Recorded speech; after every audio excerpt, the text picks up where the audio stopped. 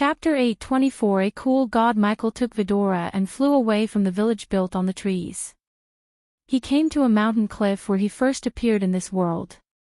The forest glistened like a neon city with flocks of magical flying beasts decorating the sky in the distance under the starry sky. Looking at the mother tree in the distance, Michael told Vidora everything that had transpired in the castle. After listening to Michael's story, all three heads agreed that making a deal with the old woman was the right thing to do. Otherwise, Michael would be in a constant war in this world too. For a change, Michael wanted some peaceful time here. But he couldn't have peace with the Sky Hall soldiers running around. Good thing we have drones and spiders to spy on them when they are in the ash field, said Sarba. But we have to be careful. They know we will do that. Still, they are going for it. It could only mean one thing: they can hide whatever is there from our eyes, said Kane. Time flew past as Michael discussed every aspect of their plan with Vidora. He had to say that it was a wonderful conversation. A while later, Michael tried to contact Gaia, but he couldn't connect to her. The system asked way too many badass points, which Michael outright rejected. Wherever Gaia was, he trusted her to handle herself well. Gradually, Michael felt the exhaustion getting to him as he fell down to take a long nap. He only remembered closing his eyes. By the time he opened them, he saw the sun rising on the horizon. This morning he woke up the same as every day, stretching his muscles. Despite being in a different world, he got up, freshened up, and waltzed into the forest to take a calm morning walk. There was a gentle breeze, creating the single sound of rustling leaves. The leaves appeared as though they were dying to fall out of the tree and join their companions on the forest floor. Together with pine needles and other colorful flora, the leaves formed a thick, springy carpet for him to walk upon. A lazy mist hazed his vision, making the forest and the horizon seem like one from a storybook. The forest around him was imperturbable, as if it was keeping a secret hidden deep within itself. Walking underneath the shade of the trees, he found himself appreciating the scent of these new alien trees. Encompassed by the thick, heavy air, he watched as a single bird that looked like a sparrow fluttered high above the cyan forest. A few feet next to him was an eager red-furred monkey hastily scampered from tree to tree, awaiting the chill of winter. The forest, he realized, was home to many magical creatures he had never seen in his life before. In giving protection and food, the forest was gladly rewarded with the company of these animals. The forest was pure and clean, as though it had never been disturbed by man and his vicious life-killing machines. Luckily, the alchemy book he bought from the system included the wildlife in this world. Otherwise, Michael would have failed to tell the difference between a poisonous plant to a medicinal herb. Some of the glowing mushrooms seemed toxic as hell. Michael collected all of them one by one for future experiments. After mastering all the formulas that exist in the world, he was researching new potions and pills. He had collected hundreds of herbs on his way to the village. When he arrived at the outskirts, Michael simply leaped into the air and landed right beside his throne. The villagers knelt down when they saw him. "You do not have to kneel down every time you see me," said Michael. Their kneeling became quite tiring so quickly. "Isn't this our duty, Dark Lord?" Kirat asked Michael as he shook his head. "There is nothing more dangerous than having blind faith in someone, Kirat. You are not mindless creatures. Keep your faith and loyalty toward me in your heart. That's enough for me. I do not expect you all to kneel down every time you see me," said Michael. One of the many reasons Qinjiu and the Sky Hall were so hell-bent on killing him was how Qinjiu witnessed a future where people had no free will. Contrary to what she saw, Michael wanted everyone in the world to be free. If the Sky Hall and the Guardian Guild hadn't tried to kill him and imprison him, Michael's aim would have been just getting stronger and living his life to the fullest. In a way, they pushed him to be the Dark Lord. So every step of the way, Michael had been cautioned that he wouldn't turn into something Qinjiu said he would. Besides, if he had accepted the wood elves behaving like robots, their individual traits and talents might not come to light. Exploring their talents was just as important as exploring this world to Michael. The wood elves reluctantly nodded and raised to their feet. Then, Michael lazily sat on his throne with his gaze fixed on Kirat. "How's the wounded doing?" Michael asked the elder elf. "They are alive thanks to you, Dark Lord," said Kirat. "So, what's your day-to-day life like? What did you people do all day before they invaded your land?" Michael was curious to learn about their day-to-day life. They had no fancy cities, arch-energy, and evil cultivators to disturb their daily life. So Michael wondered how they passed their time. "Oh," the old elf's eyes lit up, "we wake up, tend to the forest, teach the children our ways, collect fruits and vegetables from the forest and send gifts to the nearby tribes. But most of our time is spent before your statue, praying and talking to you about our lives. You can talk to me now." Taskin, Michael turned his gaze toward Taskin. He had a feeling this particular wood elf has something in his mind. Although Michael had a pretty good idea about it, he wanted to hear from Taskin himself. The moment Michael gestured at Taskin to step forward, Kirat's heart started to pound against his chest. Taskin was one of the few elves who lost their faith in the Dark Lord after the demons invaded their world. "Speak your mind, Taskin. I am a cooler god than you think," Michael reassured the wood elf with a gentle smile. Taskin looked a bit reluctant at first, but seeing everyone's gazes were fixed on him, he sighed and decided to ask the one question that kept him awake many nights. "When the demons invaded us and slaughtered thousands of our people, we prayed to you non-stop. But what did we do not to deserve your kindness and mercy then, Dark Lord? Are you questioning our God, Taskin?"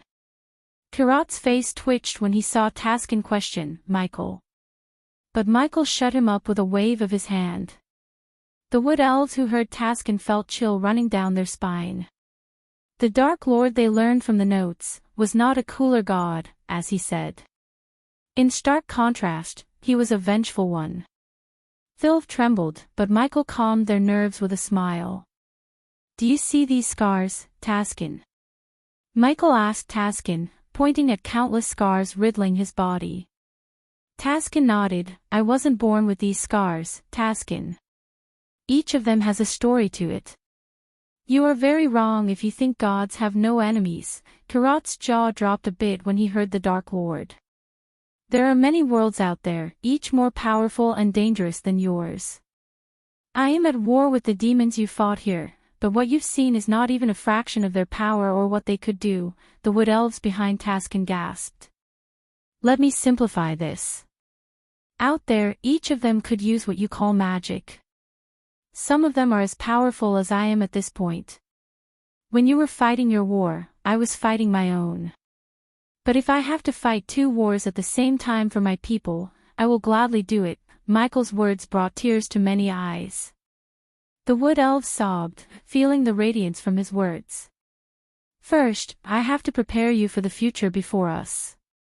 Like it or not, this is just a temporary peace, and we will fight them in the future, and we will fight for you, Dark Lord." Thilv stepped forward and gave Michael her word. "You have to. Not because I ask you to, but because if they win, the world we know will disappear forever," Michael warned them. The world he saw a glimpse of was still haunting his dreams. There was no doubt in Michael's mind higher powers were working against him. For instance, the one the past Dark Lord warned him about, the one who would get stronger if he slaughtered the beasts in the demon's grave. Another example would be Mugashuko and the one Dark Queen he serves. She was not only a threat to his universe but to multiple universes.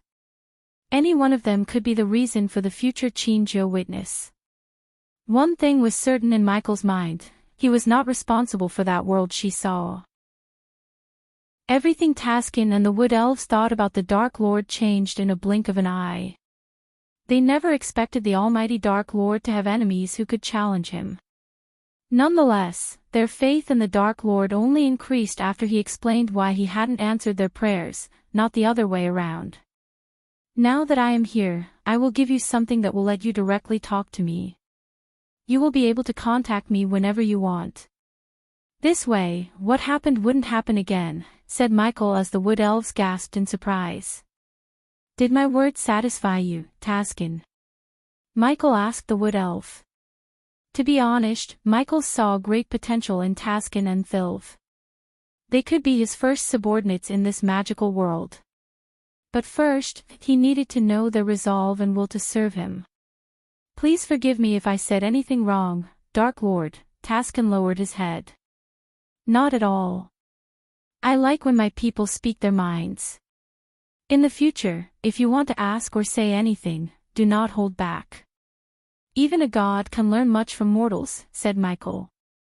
Taskin and Thilv's eyes watered, seeing how down-to-earth their god was despite how powerful he was. As Thilv was standing with her watery eyes, Michael turned his gaze toward her. Thilv, I heard you have a map of this forest. Can I see it? Yes, of course, Dark Lord. Thilv bobbed her head up and down frantically before running into one of the wooden huts. A few seconds later, she came back with a big round white leaf. On its surface, Michael saw a roughly drawn map of this forest. System, locate what we need in this map, Michael asked the system. Soon, Michael saw a glow in the map far north from their tribe. It's time to make gold coins rain, Michael chuckled inside. Chapter 8:25 Hontorum and the God of Light-Eye. A few days ago, back on the Aar continent, Gaia was preparing to attend the auction organized by the Hontorum. This auction was not like a typical aqua auction. Instead, the Hontorum auction had only one weapon to sell. Only those who had the invitation could enter the premises. At that moment, Gaia was not in her usual black robes or armor. On the contrary, she chose fancy clothes fit for a princess and a queen. If the dwarves suspected something amiss, they would call off the auction, and she must not let that happen. She needed to play the role of a wealthy heir until she learned more about the devastating weapons the dwarves had recently built. He should have a good reason for not talking to me. Gaia laid flat on the queen-sized bed and looked at the empty space beside her. She had been staying in Dulgarum, the dwarven kingdom, in a high-end inn.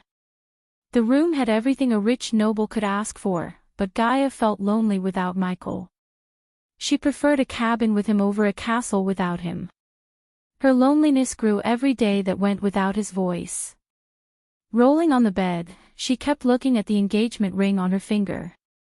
The curtains covering the windows added an orange glow to the morning light. It reminded Gaia of the time she slept in a beach hut, cuddling Michael and watching the ocean emerge under the golden shimmer. For a moment, her mind conjured the rhythmic waves, soft on the sandy shore, and felt her heartbeat to the same slow pace. She breathed in deeply. A new day had begun. My lady, it's time for you to leave the bed and get ready for the auction, Gaia heard Azazel's voice in her head like an annoying alarm. All right, Gaia exhaled heavily. She reached her hand out to the fabric, noticing how up close the light poured through every open space between fibers, no different from how it once came through the beach hut walls, illuminating like brilliant fireflies each dawn. The blanket was warm beneath her fingers, and when the sun flooded the room, repainting the colors, she felt a little of those golden rays soak into her skin. Finally, Gaia left the bed to take a bath in the bathroom attached to the room. Almost after 30 minutes, Gaia exited the room, wearing the silky smooth bath towel Michael gave her. Then, with a flick of her wrist, she adorned the elegant noble dress Michael brought her from the system for occasions such as this one. The mirror before her reflected the dress, covering only a small portion of her shoulders and flowing down into a fancy queen and neckline. It was a tight fit that put the focus on her breasts but in a graceful manner.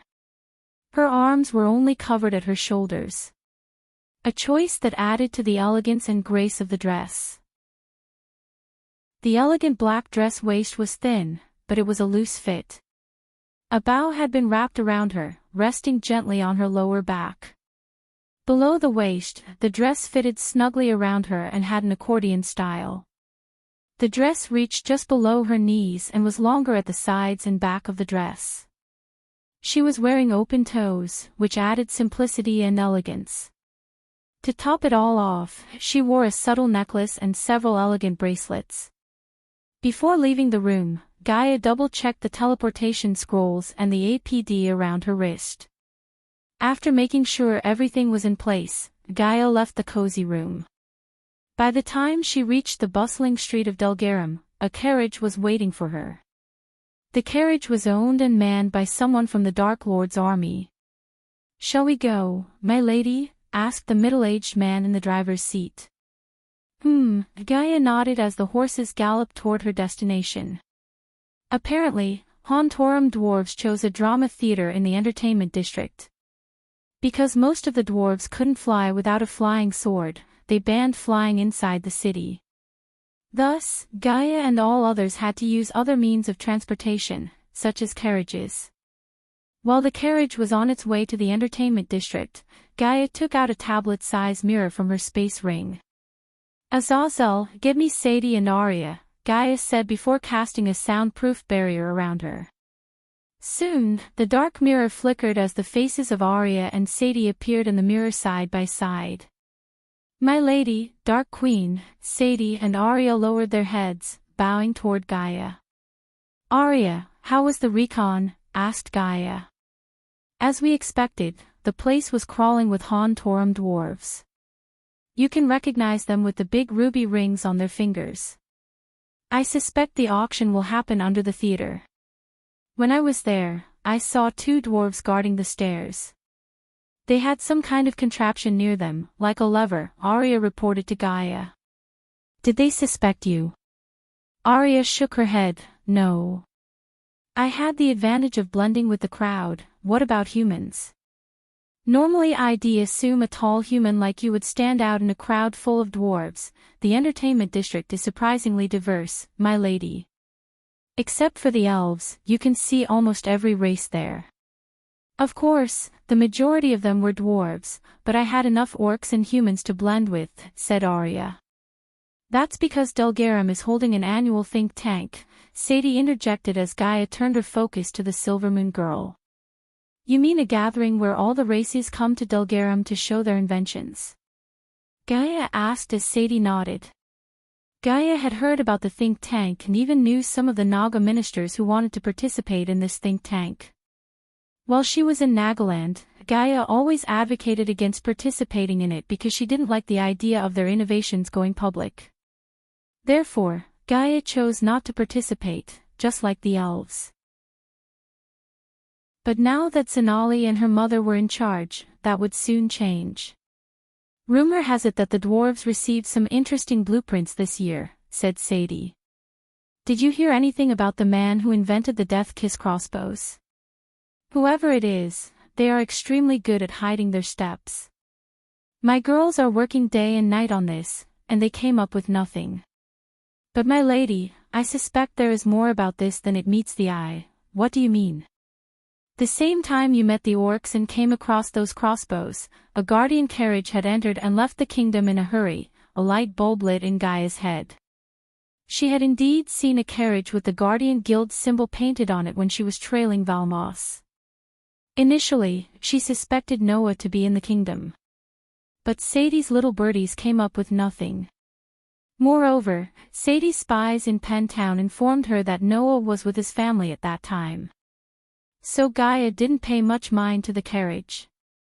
She had too many things on her plate to trail the carriages, as according to Sadie, there was more than one carriage. "You think one of those carriages might have transported the inventor?" "We can't deny it, my lady. I am working on turning a guardian to the dark side. Once I am done, we might know more about him." Gaia noticed a strange glow in Sadie's eyes. It was like a tigress on her way to a hunt. Obviously, turning people to the dark side thrilled Sadie, and if she managed to turn a guardian to their side, it would be a huge help in the future. Buying guardians with gold coins used to be so easy when Noah was not the supreme guardian. After he took the helm, he launched an extensive investigation and fired all the corrupted guardians. Now finding a corrupt guardian was as rare as finding a gold coin on the street. Be careful. Don't fly too close to the sun. If you feel something is wrong, back off. Noah tends to give us surprises. I will, my lady, also, keep an eye on the Winston Manor. I have a strange feeling about that. As you wish, my lady, Sadie agreed with a nod as Gaia turned her gaze back to Arya. Arya, I want you to cover all the exits from the theater. I don't think we have enough coins to win the auction. So we have to trail whoever wins the auction and get our hands on the weapon. My people are already covering the exits as we speak, my lady. Unless they use teleportation scrolls, we can trail them the moment they step outside the theater, said Arya. Don't worry about teleportation. Eladir will take care of that. Eladir had already reached the theater, and engravings runes around the theater to prevent anyone from using teleportation scrolls. The runes would stay inactive until someone tries to use a scroll. Stopping someone from using a teleportation scroll was much easier than tracking them down after they had used one. Gaia left no stone unturned in this plan. Because failure was not an option. If those weapons had the capability to turn the tide of war, the Dark Army needed to have them on their side. After dismissing Arya and Sadie, Gaia contacted Azazel as he appeared in the mirror. My lady, Azazel bowed. Tell Saber to send one of his people to shadow Sadie. If the Guardians are digging a hole to trap her, I want her safe. Sadie was too valuable to lose. So Gaia wanted to keep her hidden and safe from the Guardians. If the Guardians found out she is working for the Dark Lord, their dreams of controlling the Silver Moon and building a web of spies would crumble to dust. Following Sadie's matter, Gaia had one more thing to deal with before turning her full focus on the Hontorum dwarves. Have you heard from Mother Yer? Asked Gaia. While Saber was in the Nether Realm, collecting rare herbs for Michael, Adelia was tasked to shadow the elves who cursed Christopher and imprison Claire's mother. She was ordered to rescue Claire's mother by any means necessary by the Dark Lord himself. She has reached Nelnithir and is getting close to the Mortero family. She also asked me to keep an eye on you, my lady. Gaia smiled, and I would ask you the same. Keep an eye on her. I want and can't lose her again. I will talk to her after this auction. At that point in time, Gaia had no idea the surprise Noah had for all of them. Chapter 8:26 Hontorum and the God of Light 2. The entertainment district of Embercrest was filled with all sorts of people except the rich. Once again, the dwarves tend to care little about status among their own race. One could see a millionaire dwarf drink and sing in a pub with his buddies, who might very well be minors. It was very difficult for people to tell the difference between a rich dwarf and a poor dwarf. After a long smooth ride, Gaia's carriage reached the theater. From the outside, it looked rustic, beautiful, and cheerful. Clay bricks and carved pillars made up most of the building's outer structure. It was difficult to see through the curtained windows, but the liveliness from within could be felt outside. Park the carriage nearby and wait for my word, Gaia said to the driver and stepped out of the carriage. A wide straight avenue littered with dwarves welcomed Gaia. As Arya said, Gaia noticed many orcs, humans, and beast men on the street. Thanks to those, she didn't stand out among the dwarves, and the short bushy beard species didn't raise an eyebrow as they would if she had visited the place later this year. 20 or so marble stairs led to the theater door flanked by 2 dwarves in silver armor and war hammers with intricate engravings. HRRM, the dwarves growled under their breath when they saw Gaia's long legs. Hate toward the taller species was evident in their eyes as the dwarves opened the door for Gaia. As she entered the theater through the decorated metal door, she was welcomed by dancing thespians and excitement. It was as charming inside as it was on the outside. Rounded stone beams supported the upper floor and the huge lamps attached to them.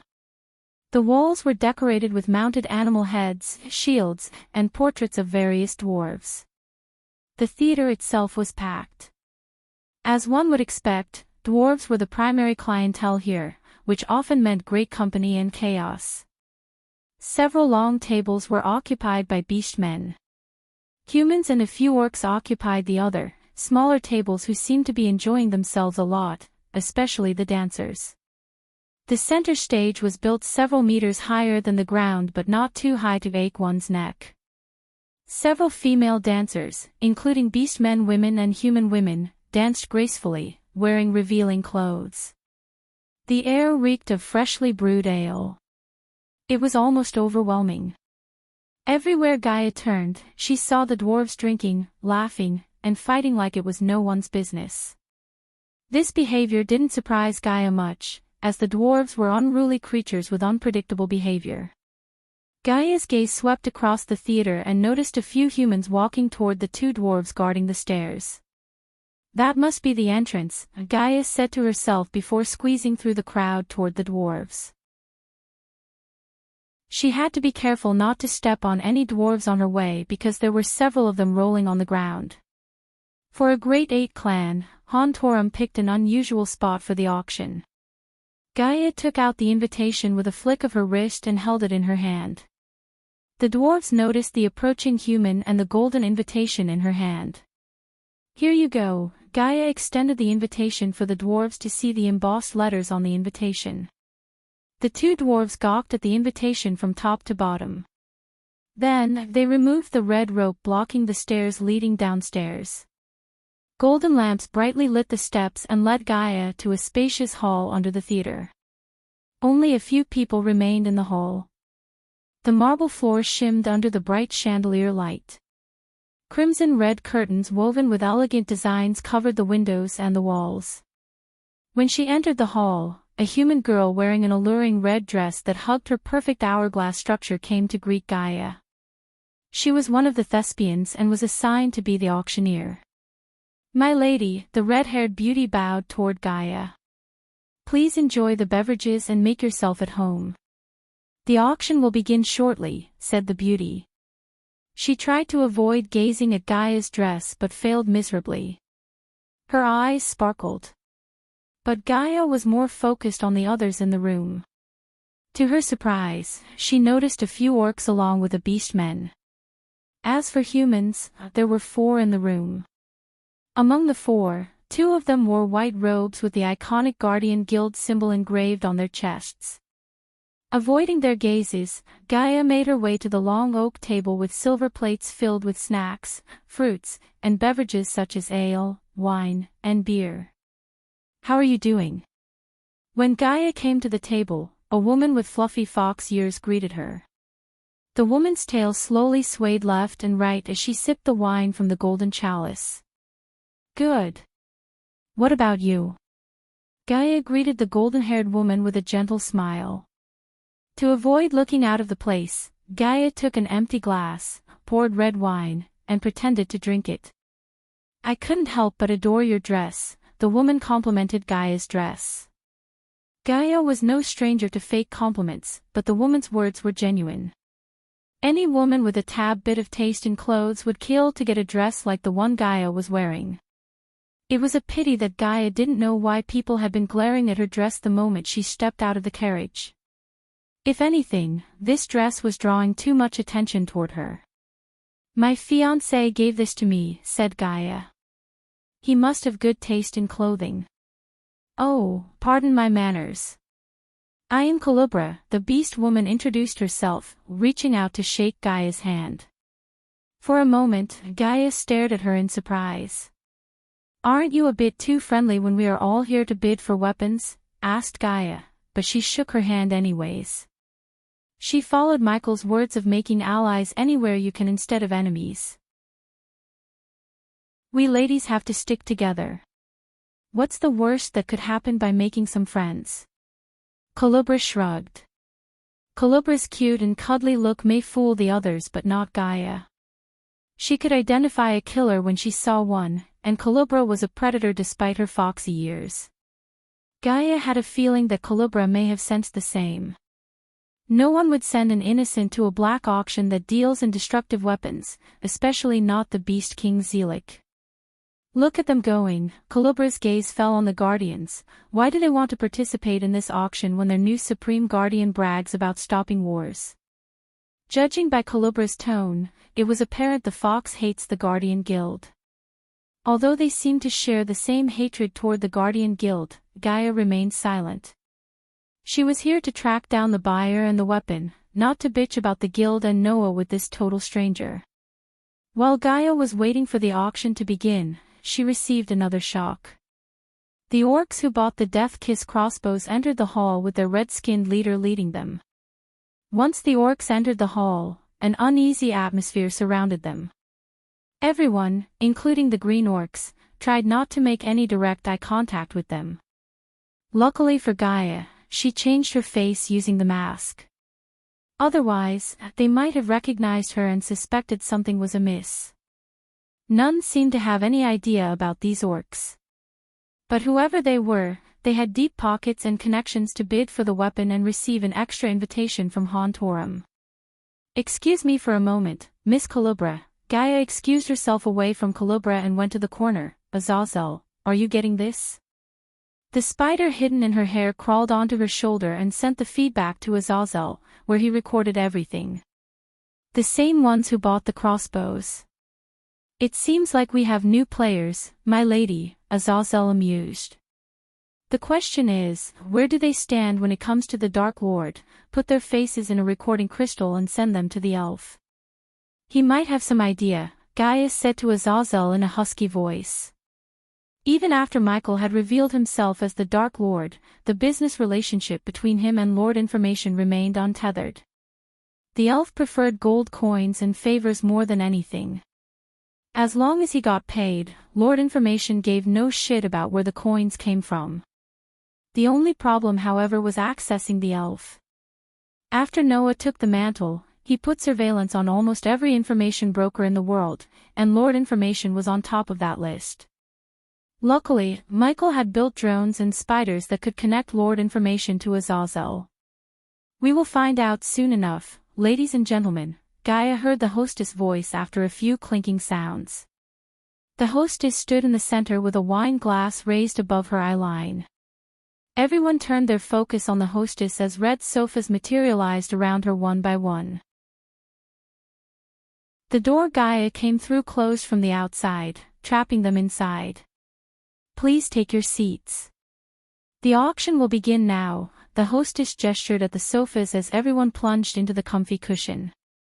Calubra and Gaia went to the center and sat beside each other, facing the red orcs. After everyone comfortably took their seats, the chandelier above them brightened. Gaia recorded everything around her with the spider while waiting for the Hontorum dwarves to appear. At the moment, there were no dwarves in the room. That soon changed when the hall they were in split open, revealing an underground passage. The cushions trembled as a platform moved upwards, carrying the dwarves and their new contraption, a cow-sized weapon with a conical body. Its metal body was painted with gold and engraved with intricate designs. At first sight, it did not look like a weapon to anyone but a saxophone. Of course, the natives of this world didn't know what a saxophone looked like. "Is that the weapon?" Gaia asked herself. Unlike Calubra, Gaia didn't seem disappointed. She knew better than to judge a weapon by its look. The Guardians and the Red Orcs wouldn't be here if the weapon was not powerful enough to cause mass destruction. Chapter 8:27 Hontorum and the God of Light 3. The two dwarves stood beside the unusual weapon and glanced at their audience briefly. They were like any other typical dwarves, bushy beards, bulky bodies, and smelled like ale. One had a receding forehead, while the other looked young with black curly hair. Everyone in the hall was able to see the weapon clearly. Now they all wanted to see what it could do before they started bidding. As though the dwarves had sensed their curiosity, they introduced themselves without taking any more of their time. "I am Bufug, and my partner is called God Dun," the young dwarf introduced himself and his partner. "I know no one gives a shit about our names. So let's go straight to the demonstration. Shall we?" Bufug's gaze swept across the hall. Their names seemed fake to Gaia. No one in their right mind would give their real names when they were supposedly auctioning a mass destruction weapon.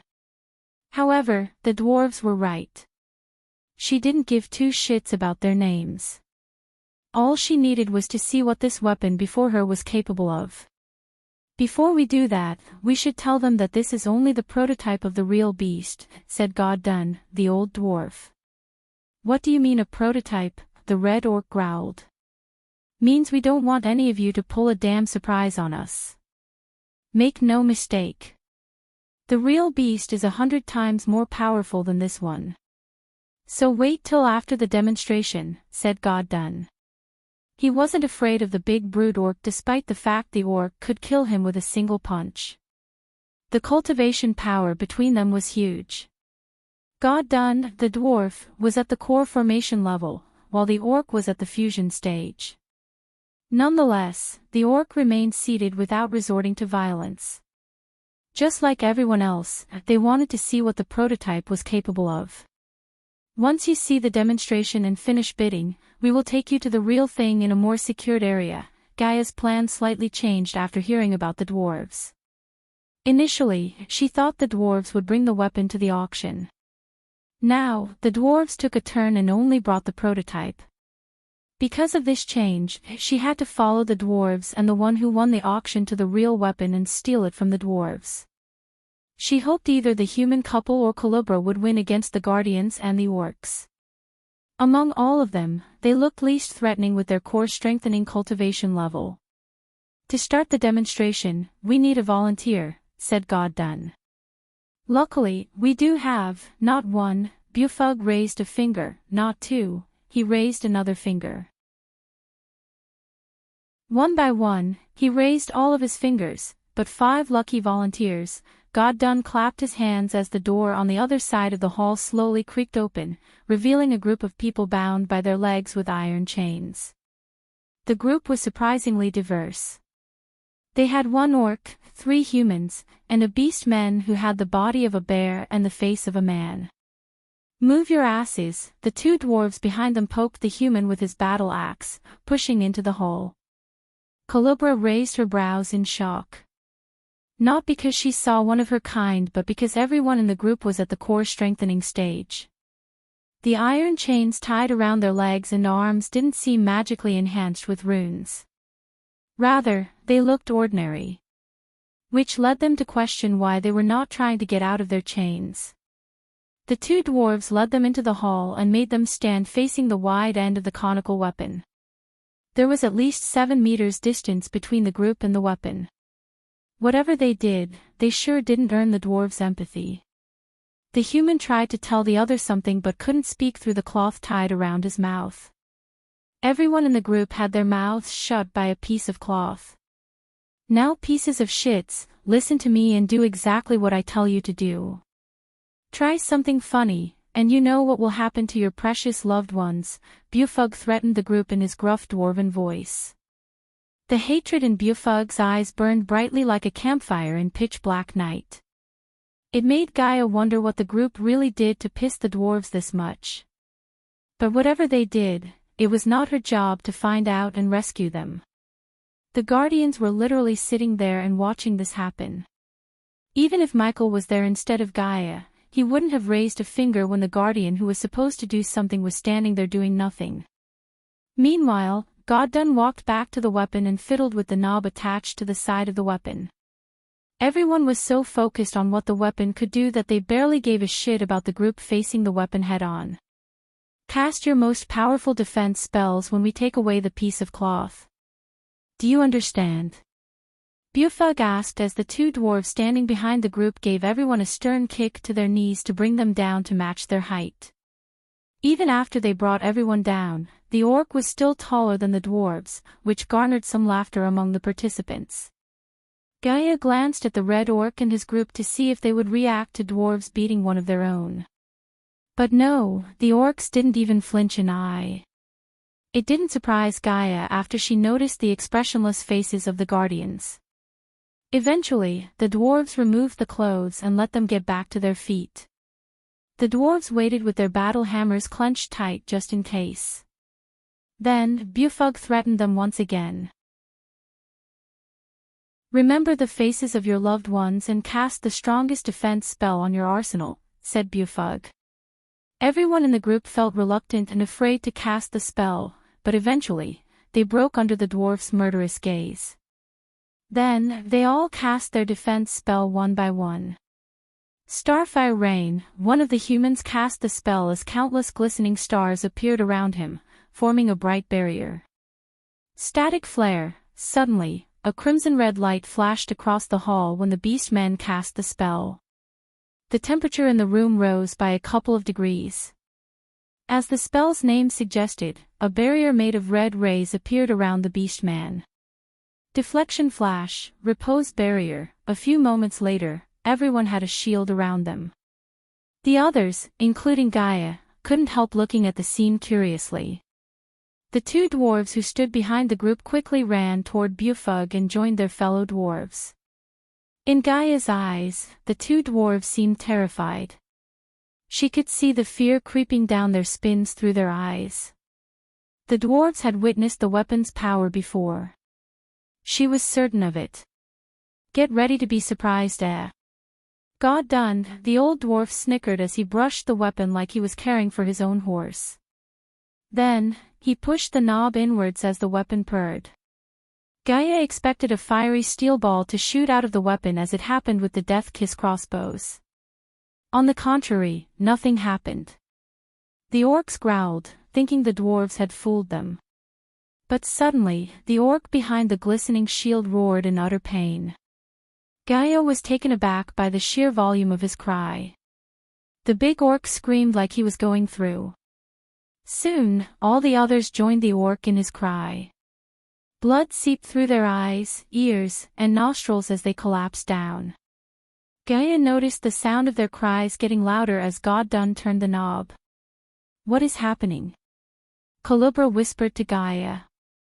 No idea, Gaia shrugged. Their cries of agony lasted an entire minute until the orc gasped for air. Then, his big body hit the ground with a heavy thud. One by one, the entire group lost their breath and hit the ground with a sickening thud. Eerie silence swept across the whole. Even after they died, blood slowly drizzled out of every pore in their body. To this moment, Gaia had no idea how they died. This is unacceptable. How do we know they were not poisoned? The two other humans, besides the guardians, rose from his chair as though it was on fire and questioned the dwarves. Everyone had the same question in their minds. Why don't you stand there and get your answer? God done chuckled as though the human's question amused him. The golden-haired man's face turned red. He expected an answer with a more respectful tone, except he expected that from the wrong person. Dwarves were known for many things, but respectful was not one of them. Although Gaia didn't think the dwarves used some kind of underhanded tactics to kill them, she did want to see more. By more, she wanted someone else to get killed by the weapon. I will settle this. Surprisingly, the red orc stood up. As soon as the human saw the big, bad, and brute orc stand up, his mouth shut down instantly. The orc was big enough to cast a large shadow on the hole. Then, he turned his gaze toward one of his men. Go stand there and cast yourself a defense spell, said the orc. Hearing the orc, the others were stunned. No one in their right mind would agree to that, especially after witnessing how they suffered and cried. But the orc behind the red orc surprised Gaia by nodding his head. He strolled toward the bodies and waved his hand. Earth Barrier. The orc cast the spell as a golem made out of stone appeared in a blink of an eye. The golem was at least 10 feet tall. It placed its hands before the orc to shield him from harm. Show us what you can do now, the red orc growled at the dwarves, who weirdly seemed excited rather than worried. Just like before, Godon fiddled with the knob as the weapon purred like a cat. This time, the weapon vibrated for a few moments. Everyone's gazes were fixed on the golem and the orc. To their shock, the stone golem cracked. Before they could realize what had just happened, the stone golem shattered into pieces as the orc started to roar in pain. Unlike the core-strengthening stage people that died a few seconds ago, the orc was a soul refiner. Yet, the result was the same. The orc cried, collapsed to the ground, squirmed like a fish out of water, and suddenly, his cries stopped. However, the time it took the weapon to kill the orc was longer than before. "We are satisfied with the weapon." The red orc didn't even flinch at his comrade's death. He acted as nothing had happened. Gaia was speechless. She realized the Empress wasn't kidding when she said this latest contraption could turn the tide of any war. Imagine what hundreds of these weapons could do. Furthermore, this was just a prototype. So only God knew how powerful the real weapon would be. Chapter 8:28 Noah is here. After witnessing the strange yet mind-blowing power of the weapon, the dwarves began the auction. The dwarves started the auction with the insane price of 20 billion gold coins. But none bat an eye at the price. Instead, the orcs raised the bid by 5 billion. Gaia was mind-blown to see how rich these orcs were. She was more curious about the orcs than before. But when she thought about what the weapon could do in a real battlefield, the price seemed fair, or if not cheap. Even though Gaia had not more than 100,000 gold coins in her space ring, she raised the bid by another 5 billion just to participate in the auction. She knew the final bid would easily go to 100 billion gold coins. That kind of coin was not easy to get. Somehow, Gaia doubted a single individual could have such wealth. Even the Dark Lord Michael himself struggled to reach 1 billion gold coins in wealth. Of course, he would have easily reached that point if Noah hadn't banned the majestic alchemy chains in Hades. 30 billion, Culubra raised her hand and raised the bid casually. 50 billion, the red orc almost immediately raised the bid after Culubra. The guardians remained silent, surprisingly. To this moment, they didn't open their mouths once. As seconds turned minutes, the blood around the dead bodies slowly evaporated into the air and nauseated the others. "Clean that up," Goddun ordered the two dwarves behind him. The two short dwarves nodded as they ran toward the bodies while Bufug and Goddun continued the auction. With each bid, the dwarves smiled brighter. The auction was making them very rich. Gaia doubted the Empress didn't send anyone to buy the weapon for herself. It seemed to be the easiest way unless the dwarves had more than one weapon built, and they planned to sell each one separately. Gaia didn't even think about it. 65 billion, the golden-haired man who snapped at the dwarf earlier raised the bid. 70 billion, finally, the guardian opened his mouth. Gaia was tempted to rob each and everyone in the room. They all could solve their financial problem in one go. Fortunately, Michael promised they wouldn't have to worry about gold coins after he returned from the demon's grave. But even if Gaia had billions of gold coins, she didn't think she would have bid for the weapon when she had the option to steal it. "Enough of this," the red orc growled. 100 billion, Gaia Brown's arched up when the orc raised the bid by freaking 30 billion. "Child's play," Culubra snickered. 150 billion. The orcs growled but restrained themselves from doing anything rash. Everyone in the room raised Gaia's suspicions. Among them, Gaia was almost certain that Culubra attended the auction on behalf of King Zelik, the Beast King. If that were the case, the orcs would have a difficult time outbidding the foxy woman because she had an entire nation behind her. For an orc who was heartless, the red orc was patient enough to keep himself calm. Although the dwarves were not terribly strong and lacked bodyguards, none of them dared to mess with the auction. They were all well-mannered. Culubra didn't seem like she would back down anytime soon. 180 billion, the red orc raised the bid. 200 billion, the guardians raised the bid to 200 billion. Their bidding war continued for some time, with even Gaia occasionally raising the bid by 10 or 20 billion. Eventually, the guardians and everyone backed off from the auction except Culubra and the red orc. The beast woman raised the price to 300 billion, and when the red orc was about to outbid her, the entire hall trembled slightly. For a moment, Gaia thought the dwarves had accidentally turned on the weapon. But no, the place trembled because of the guardian airship. Gaia heard the sudden commotion outside as well as the strange whirring sound coming from above her. Her brain immediately recognized the sound. Guardians, Gaia's heart skipped a beat. My lady, the Guardians dash, Gaia heard the panicked voice of Arya when the ceiling above them exploded.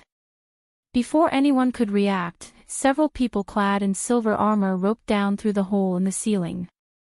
The explosion sent Gaia and the others stumbling away. Ceiling crumbled down as the silver-armored soldiers landed on the hole. Everyone was caught off guard. Don't move, one of the silver-armored soldiers shouted. Grgh, Gaia growled as she picked herself up. Calubra stood up, grabbing the wall for her support. Once the dwarves realized what just happened, Goddun tried to reach for the weapon. However, a silver-armored soldier dashed at the dwarf, grabbed him by the dwarf's collar, and threw him aside to the other end of the hole. Bastard! Bufug unsheathed his dagger and tried to cut open the soldier who threw away his partner. Rage blinded Bufug, preventing him from seeing the power gap between them. Each silver-armored soldier was at the soul-refining stage. Only the Red Orc was powerful enough to fight them beside Gaia. But she tried to formulate a plan to escape the auction with the weapon. Boom! The silver-armored soldier went flying onto the wall. Finally, the Red Orc walked out from the cloud of dust and threw away the soldier like he was nothing. With the orc's size and strength, the silver-armored soldiers stood no chance. At least that's what would have happened if the silver-armored soldiers were alone. Arg! The Red Orc roared. His shout alone had enough power to destroy the furniture and push everyone back. Bufug wasted no time as he rushed to the weapon. When the dwarf reached the weapon, Gaia thought he would use that to kill the silver-armored soldiers. However, she was surprised when the dwarf opened up the way they initially came from by pushing a button hidden on the floor. The floor was just a few seconds away from opening and letting the dwarf run away with the weapon. Poor dwarf didn't expect the light beam to strike him from above and throw him off balance. Gaia sensed a powerful being near her, and it wasn't the Red Orc who was just a few inches away from ripping off a silver-armored soldier's head. Another beam of pure white light struck the ground beside the Red Orc. The force knocked back the orc, saving the silver-armored soldier. Then, another figure slowly descended to the hall through the hole they blasted, covered in dazzling bright light. Gaia's heart pounded against her chest when she saw Noah Winston. As usual, he wore pure white robes, and his raven black hair fluttered in the wind. His eyes glimmered with calm and serenity. Since Noah was just as famous as the Dark Lord himself, everyone recognized him almost immediately. It had been some time since Gaia met Noah in person. Some kind of bad luck put Gaia in the same room as the Supreme Guardian himself. Stand down, everyone, Noah's dominant voice swept across the hall. He completely ignored the Red Orc and announced, "We are here for the dwarves and the prototype." "Stand down, and this will be over before you know it," said Noah. He was just as calm as Gaia remembered him. That was one of the few traits Noah and Michael had in common. Both of them would remain calm in situations where most others would completely lose their minds. The Red Orc was far from listening to Noah and surrendering. Instead of backing off, the Red Orc made the mistake of thinking he could take on Noah since they were both at the fusion stage. A typical human at the fusion stage would lose the fight against the Red Orc, not Noah. He was anything but typical. With his big fists cupped, the Red Orc threw a punch, aiming for Noah's head. Noah waited till the last moment and blocked the Red Orc's fist with his palm. The ground beneath the orc cracked like an egg when Noah blocked his punch. Before the orc could retaliate, Noah twisted the orc's fist, pulled him closer, and punched him in the chest with enough force to send the Red Orc flying like a wooden dummy. The other orcs immediately ganged up on Noah and dashed at him from all directions. Noah reacted by stomping the ground with his right foot, creating a shock wave that knocked down the orcs off balance. Then, Noah simply raised his hand as a beam of bright light shot out from his palm and hit an orc right in the chest. The orc cried out in pain before losing consciousness. One by one, Noah knocked out every single orc before their leader could get back to his feet. For a big brute, the red orc was quick to get back to his feet. He simply brushed off the dust from his shoulder and cracked his big neck. "You are making a mistake, human," the red orc talked in his gruff voice. "You already made one," said Noah. "My lady, the Guardians has blocked all the exits. They got this whole place surrounded," Gaia heard Arya through the earpiece. "I still have the teleportation scroll. Don't worry about me. Get your team and get out of here," Gaia whispered. "But it's an order," Gaia interrupted Arya before she could finish her sentence. Meanwhile, the red orc prepared to battle Noah once again. But this time, he decided to use spells instead of brute force. The orc's eyes shimmered with a strange green glow, just like his veins. It didn't feel like the orc was using only celestial energy to Gaia. Something was amiss. Soon, a thick layer of emerald formed upon the orc, covering him like well-forged armor. The red orc moved toward Noah step by step. Each step he took shook the ground and made the ceiling more unstable. Gaia feared the theater might come falling down on their heads any second. But neither the orc nor Noah seemed to care about the building's structural integrity. "Grab the dwarves and secure the weapon and the bitters. I will deal with him," Noah said to his men. Unlike the orc, he didn't cast any spells or equip any armor. Instead, he waited for the orc to make his first move. Finally, the orc rushed at Noah with his fists raised high. "My lady, I don't think we can take the weapon anymore. Just please get out of there. We will figure something out later," Gaia heard Azazel. He was worried, and that wouldn't happen so often. If he was worried, Gaia could tell how bad her situation was. Chapter 8:29 The power of locking out cultivation. The red orc punched into his fist while cracking his neck. He was ready to give Noah a beatdown to death.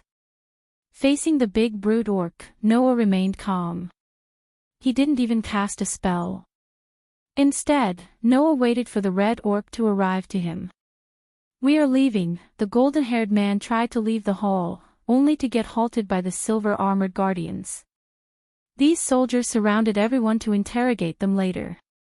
It would only take a second for Gaia to use the teleportation scroll to escape. However, he couldn't leave the place without finding the real weapon. Kidnapping the two dwarves seemed to be the only option at that moment. Except, the dwarves were already under the control of the silver-armored guardians. Gaia dared not to reveal her identity when Noah was right there in the room with her. Gaia waited for the right moment to strike. Meanwhile, the red orc almost reached Noah. When they had just a meter distance between them, the orc dashed at Noah with his fist aimed at Noah's head. Noah just moved his body to the side without moving his feet. The orc's fist brushed past his face, barely missing his nose by an inch. Then, Noah grabbed the orc's wrist, placed his hand on the orc's chest and boom, a bright beam of light shot out from Noah's palm, sending the orc flying yet again. This time, the orc crashed onto the wall, creating an orc-sized hole in it. Fumes radiated from the orc's chest as Noah's palm got imprinted on his chest. After the orc hit the wall, the entire hall trembled. "Stay down," Noah's voice swept across the hall.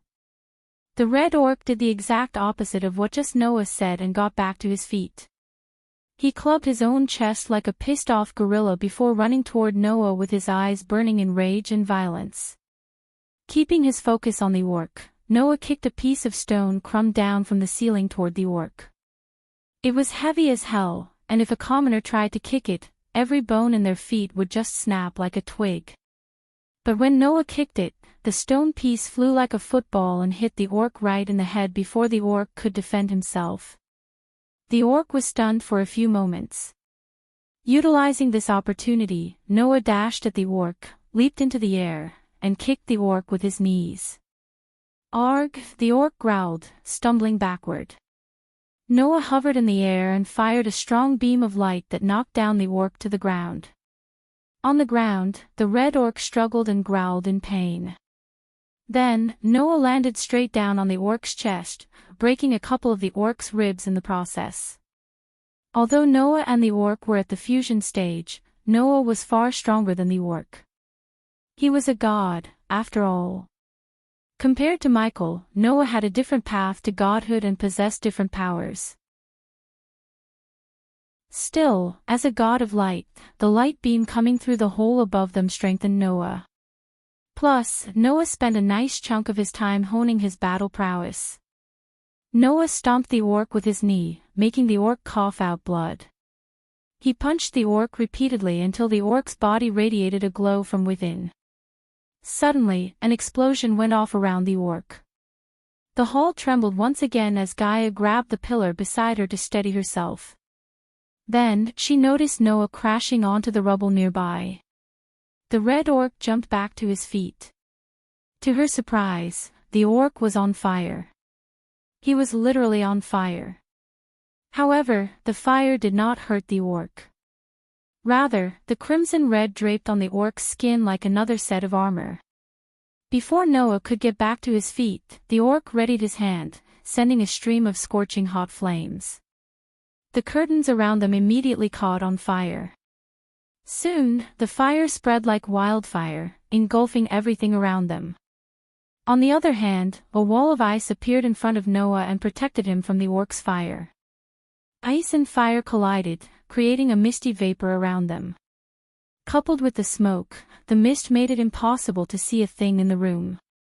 Luckily, it worked in Gaia's favor. She closed her eyes, spreading her senses around. There they are, Gaia located the two dwarves. She sneaked toward the dwarves while Noah was occupied with the orc. "You want the dwarves?" Gaia's heart skipped a beat when she heard the orc's gruffy voice. She thought the orc was talking to her. But luckily, these words were meant for Noah. She hastened her steps, only to see another orc stumbling toward the two dwarves under the silver-armored soldier's hold. For some reason, her instincts screamed at her. Her legs moved without her control and leaped backward, putting some distance between herself and the dwarves. When she leaped away, she heard another explosion. Something splashed onto her face as she touched the drop of liquid trickling down her cheek. Blood. Gaia saw drops of blood on her hand. Ah! Gaia heard another scream that sounded as loud as a banshee's cry. It sounded like the human woman accompanied the golden-haired man. The orc who approached the dwarves, the explosion and the scream followed by it made Gaia question what just had happened.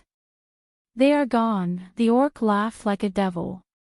As soon as Noah heard the words, the wall of ice before him shattered. The icy shards flew in every direction, impaling wherever they came into contact. Then, a powerful gust of wind shot out of Noah, clearing the mist around them as well as swaying the flame until Noah reached the orc. Killing intent skyrocketed from Noah, seeing the bits of pieces of the dwarves and the silver-armored soldiers. Even the well-forged armor was broken into pieces by the orc, who self-exploded, killing the two dwarves. Noah knew the orcs were dangerous but never anticipated them to self-explode. Both Noah and Gaia were speechless. But for now, Noah had to put an end to the red orc before more and more people died. Since the dwarves exploded along with the orc, Gaia had to change her plans. The two dwarves were the only ones who could have led her to the real weapon. So she turned her focus to the weapon itself. If she could transport it to the dark ocean somehow, she could ask Michael's help in tracking down or building a new one altogether. But stealing the weapons under the Guardian warship in Noah was not a small feat. One by one, the orcs who got knocked out by Noah stood up. Their eyes glimmered with the same emerald green glow she saw in the red orc's body. One of the orcs rushed to the weapon. After the explosion went near it, the weapon was covered in blood and looked a bit dented. The orc turned the weapon, focusing its mouth on Noah. He was ready to use the weapon to kill Noah. The plan was indeed a good one. Unfortunately, Noah couldn't be killed with typical mortal weapons, according to Michael. The red orc quickly tried to cast a spell and dash out of the weapon's range. Yet he failed as a white sword came out of nowhere and impaled him through his chest. Arg! The orc groaned.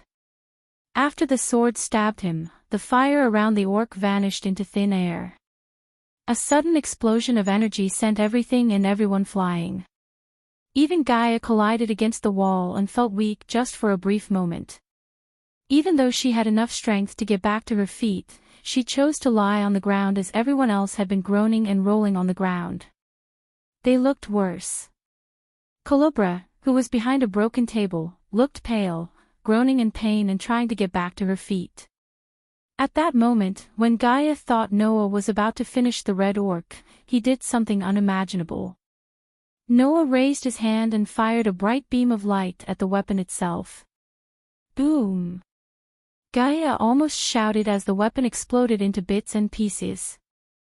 The orc who stood behind crashed onto the wall behind him and hit the ground unconscious. "What did you do?" the red orc gasped. He couldn't believe Noah had just destroyed the weapon. Everyone, including Gaia, thought Noah was here to bring the weapon to the guild along with the dwarves. They were proven wrong by Noah. The red orc's eyes widened in complete shock. He wanted to kill Noah more than anything. One could see the rage and killing lust in his eyes. "Jirich," the orc growled when Noah twisted the sword's hilt in the orc's chest. "You are coming with me, Saravar," said Noah. The orc struggled to raise his hands as Gaia noticed a strange glow on the center of Noah's forehead. Soon, he cupped the orc's head as a beam of light shot out of Noah's forehead and penetrated the orc's head. This scene reminded Gaia of the time they were in the fire realm. Then, Noah used something similar to lock someone's cultivation. She was lucky enough to see that again. Saravar's fusion stage cultivation slowly declined to the point, in a few moments, he became a commoner. He was not even an arch-sensing stage cultivation at that moment. Instead, he was like someone in the southern continent, void of any arch-energy in his body. The threat Noah posed for them was the realm. Just like Michael had the power to snuff out someone's soul and absorb it, Noah possessed the power to lock someone's cultivation completely. Gaia's neck hair stood up, seeing the orc mumble like a crazy person. Every fiber in her body told her to get out of the place immediately. After all, she had no reason to stick around. The dwarves were dead, and the prototype was in bits and pieces. So if she wasted any more time in the same room with Noah, the Supreme Guardian, she would be in deep trouble. The last thing Gaia wanted from Michael was to devise a plan to infiltrate the Guardians and rescue her. Without a second thought, Gaia took out the teleportation scroll and used it. Noah suddenly turned his gaze toward the place where Gaia was and sensed the space being distorted. Yet the person who used the teleportation scroll was no longer there. Who was that? Noah heard Andreas' voice in his head. "We will know soon enough," said Noah. Chapter 830 The Mind Behind Death Kiss Crossbows. A few days before the auction at Embercrest Entertainment District, in a dimly lit cozy room, Noah sat behind a table, almost buried in scrolls and parchments. Most of them thought being a Supreme Guardian was just hanging around and barking orders. However, the real deal was way different. Noah spent most of his time rummaging through ancient texts, parchments, and scrolls to find out more about the gods and the god-killing weapons. After scouring the entire Azer continent, Noah found some texts indicating a great war between the gods. Some of the gods who led the war against what they called corrupted ones, forged weapons capable of killing corrupted ones as well as themselves. Somehow, Lady Qinjiu got hold of the texts on how to forge these weapons and forged 7 arrows with her friend's help to kill the Dark Lord. The only problem was she forged replicas of these arrows and scattered them throughout the world to confuse the Dark Lord. Noah found 6 of these replicas, and he only had 1 real arrow. He was neck-deep in searching for these arrows until his mother, Diana, ordered him to return home and attend Catherine's baby shower. If that wasn't enough, Noah received disturbing reports that Hontorum dwarves had built a weapon capable enough to cause mass destruction. So now, Noah had to attend the baby shower, search for the arrows and deal with the dwarves. Noah, the door slowly creaked open, revealing Alicia's perfect slender figure. She gracefully strolled into the room with an alluring smile. "What is it?" Noah raised his head and was stunned by the beauty of his wife. She looked angelic in the cable light, making his heartbeat rise. As much as Noah liked to focus on the ancient texts, his wife looked too beautiful for him to ignore. He stood up from his chair and stepped closer to her. "Is it me or you look gorgeous today?" asked Noah as he slowly wrapped his arm around Alicia's slender waist. "I think you're being extra cheesy right now," Alicia chuckled but didn't wiggle herself out of his hold. Instead, she moved closer. They could feel each other's warm breath. Their noses brushed together as Alicia's cheek slowly turned rosy red. "Hammond is waiting for you downstairs. You should meet him," said Alicia. "Did you have any problem rescuing him?" asked Noah. Ever since Alicia had a close encounter with Ghost, Noah had been keeping an eye on Alicia. She was one of the lucky ones who messed with the Dark Lord and lived to tell tales. Unfortunately, the same couldn't be said for Peter. What happened to Peter was indeed tragic, and Alicia was partially blamed for his death. Even some of the Belafort family members blamed Alicia for Peter's death and didn't dare to speak against Ghost, who actually killed him. It was easy for them to hate Alicia than speak a word against the Dark Lord. Like it or not, Alicia made an enemy out of Ghost, and Noah would do anything to keep her safe from him. That was the reason why Noah avoided sending Alicia to dangerous missions. "No. But if I didn't know you better, I would say you are trying to keep me away from him." "You know his people are everywhere," said Alicia. "That's because corrupting and buying people is easier than we think." "I cannot do this without you, Alicia. You won't lose me, Noah. I am not going to go behind your back and try to track down the Dark Lord anymore. But remember your promise. You have to avenge my brother. When the time comes, you need to put those arrows in him and end this play once and for all," said Alicia. Noah shared everything with Alicia except the fact there were replicas of the arrows, which held no power. "I will stop him one way or another." Noah still had second thoughts about killing the Dark Lord. Something deep down blocked Noah from wanting to kill Ghost despite everything he had done. But Noah knew one day, when he and Ghost meet on a battlefield, one of their deaths would be inevitable. "I will hold you to your words. Now go." Alicia gave Noah a peck on the cheek before wiggling out of his hold. Then, Noah walked out of the room, climbing down the stairs to meet Hammond. After climbing down the redwood stairs, Noah came before a door flanked by silver-armored guardians. "Supreme Guardian," the soldiers bowed toward Noah as they opened the door for him. Inside the room, a scrawny young man wearing round glasses was walking back and forth. Anyone could tell the young man was nervous judging by how much he sweated and trembled. The young man was tall, thin, and had curly messy brown hair. He had an aura of intelligence and genius around him. If the Hontorum dwarves knew the young man was here in the Winston Manor, they would storm the place without a second thought. This young man was their goose that lays golden eggs. Granted, the dwarves were talented blacksmiths and builders, but none of them came close to Hammond. The dwarves hated Hammond's intelligence and the fact he was a human.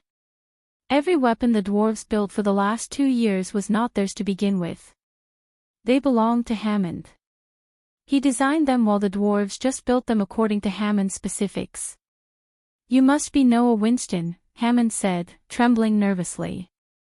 "I am Hammond Beltrow. You must know that." "I am sorry." "How could you not? You are the Supreme Guardian. You know everything," Hammond blabbered non-stop as Noah patted him on the shoulder with a smile to calm him down. "Relax. Take a deep breath. You are safe here. Okay, okay, okay. I'll stop talking and start breathing. Ooh, oh, oh, oh, oh, ah. Hammond started to inhale heavily and exhale as Noah led him to the wooden table. He made Hammond it on, and he sat on the other facing Hammond. I hope your journey here was pleasant, except for the part where we had to break down your place and knock out a few dwarves. Sorry about that. Well, I am thankful for your rescue. Those dwarves were crazy. I've been held hostage for 2 long years, Hammond stuttered. Noah felt bad for Hammond and wished he had learned about him sooner. I never wanted my inventions to be used as weapons. But all that the dwarves wanted was more weapons. Weapons that could destroy the elves and their precious empire. Hammond began to blabber once again as Noah flicked his wrist, retrieving a pale yellow pill from his space ring. Here, take this. It will calm your nerves and help you dash. Noah didn't even finish his sentence when Hammond snatched the pill and swallowed it like a hungry puppy. The pill melted down into Hammond's mouth and in a few seconds, his face regained the natural rosiness. He seemed more relaxed, loosened up, and stopped shaking. What can you tell me about this new weapon the dwarves have been bragging about? Noah asked Hammond.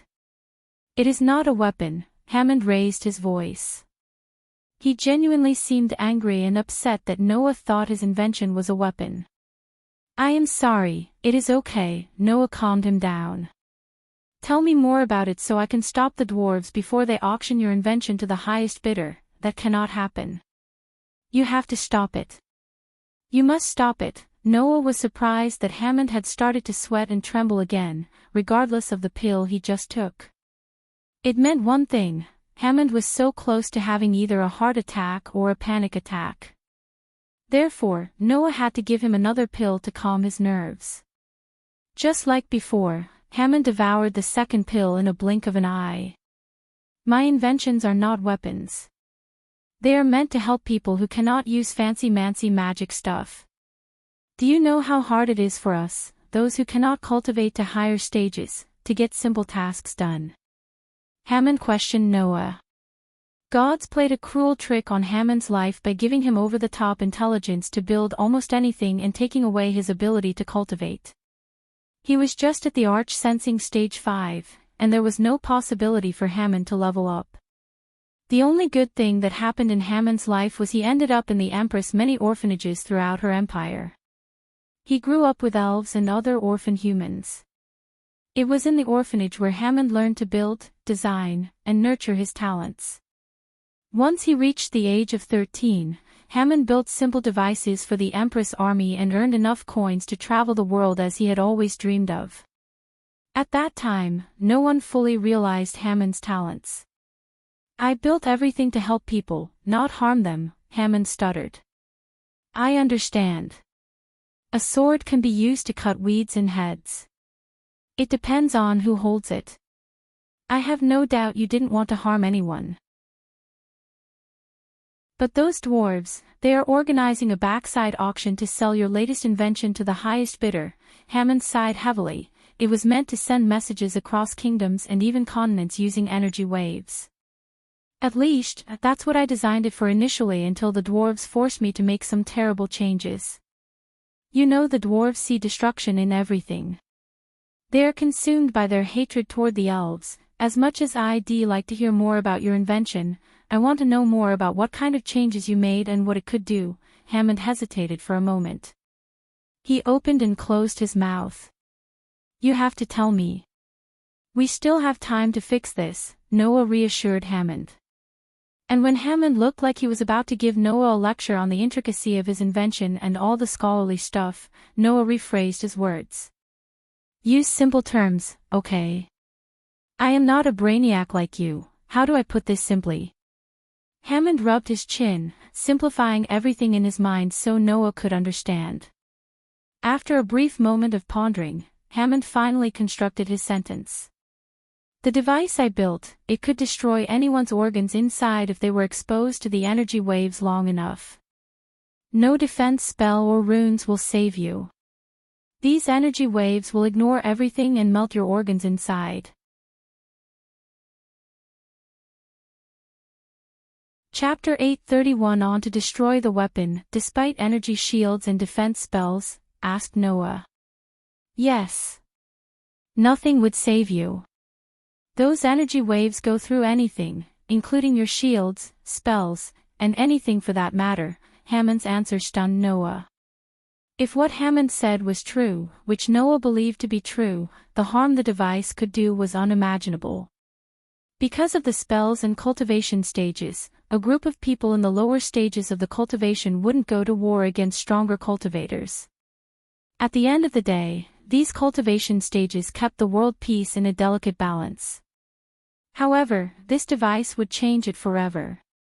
Suppose someone had mass-produced this device and sold it like typical swords and weapons, cultivation stages wouldn't stop people from going to war against the strong. While the strong could retaliate against and when powerful cultivators fought, it was the commoners and the world that suffers the most damage. The dwarves finished building the device a month ago and forced me to build a prototype to show others what it could do, said Hammond. Where is this device of yours? It's not mine. Not anymore. Mine doesn't kill people.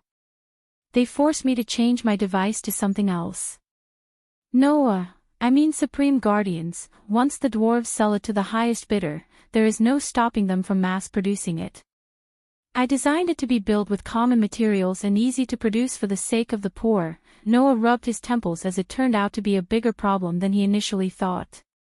He couldn't help imagining the device in the hands of the Dark Lord. The Dark Lord was already rapidly growing in terms of power, influence, and number of soldiers in his army. Once the Dark Lord got hold of the weapon, the advantage the Great Eight clans had would become a thing of the past. Tell me, Hammond, Noah leaned forward, do you think your device could kill a half-immortal or people above it? Hammond went silent for a moment to think about Noah's question. To be honest, Hammond didn't think who was the strongest his device could kill as much as he thought how far his device could send messages. Theoretically, it's possible. You know, after you reach the half-immortal stage, your body goes through changes both physically and mentally. I haven't seen the dwarves putting a half-immortal against their weapon. But with enough resources, time, and talent, they could modify it to be effective against half-immortals too. It is possible. Oh God, what have I done? Hammond gasped and stuttered, realizing the potential threat his invention could cause. Time, resources, and talent are what the dwarves have in abundance, Noah sighed. Listen to me, Supreme Guardian. You have to find it and destroy it. Don't think of using it against the Dark Lord or his army. Nothing good will come from that. Noah wasn't sure of that, but he made no promise to Hammond. Instead, he questioned Hammond, let's just say I find it and destroy it as you said.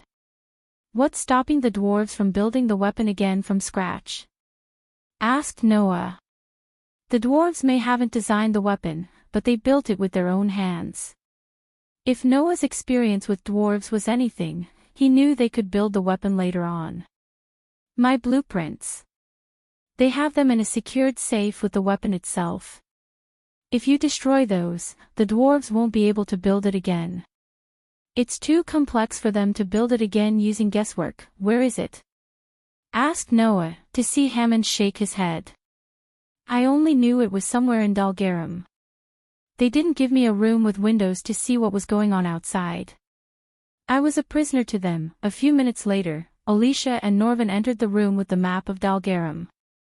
They placed the map on the table between Noah and Hammond. Hammond, you are going to help us locate the weapon and the blueprints. Let's begin with the size of the weapon, said Noah. How big is it? Can you fit in a room? Hammond shook his head, more like you need a hall, a spacious one at that. Like a throne hall, said Hammond. Noah picked up the quill, drenched it in ink, and circled a few areas in the map. They all had places which had halls big enough like a typical throne hall. Norvin's brows arched up, seeing Noah had actually circled the Dwarven King's palace itself. What's the size of the prototype you mentioned that the dwarves built? It's smaller compared to the real thing. The last time I saw it, it was the size of a carriage, Noah rubbed his clean-shaven chin. They couldn't have openly transported through the stress. Our men would have noticed it. They must have used the underground tunnels. Dalgaram had more underground tunnels than the hares in Norvin's true form. When the dwarves were at war with the elves several hundred of years ago, they built these tunnels to transport weapons and men, avoiding the elven eyes. Then after the war ended, they used these tunnels to transport goods throughout the kingdom. With time, many of the underground passages got forgotten, and their maps just disappeared. However, the rumor was the Han Torum still possessed the full map of the underground passage. With a flick of his wrist, Noah took out a translucent parchment and placed it above the Dalgaram map. The candlelight illuminated the various webs of lines running throughout the kingdom. Is that what I think it is? Norvin's eyes widened in shock. Yes. Every dwarf indeed has a price, said Noah. Obviously, he was not proud of bribing a dwarf, but he had no choice. Unfortunately, it wasn't gold coins he used to bribe the dwarf but a favor. So when the time came, Noah had to repay the favor. Noah felt the price was worth it if he could stop a mass destruction weapon from falling into the wrong hands. After Noah placed the underground tunnel map on the Dalgaram map, he noticed several tunnels running beneath the area he had circled previously.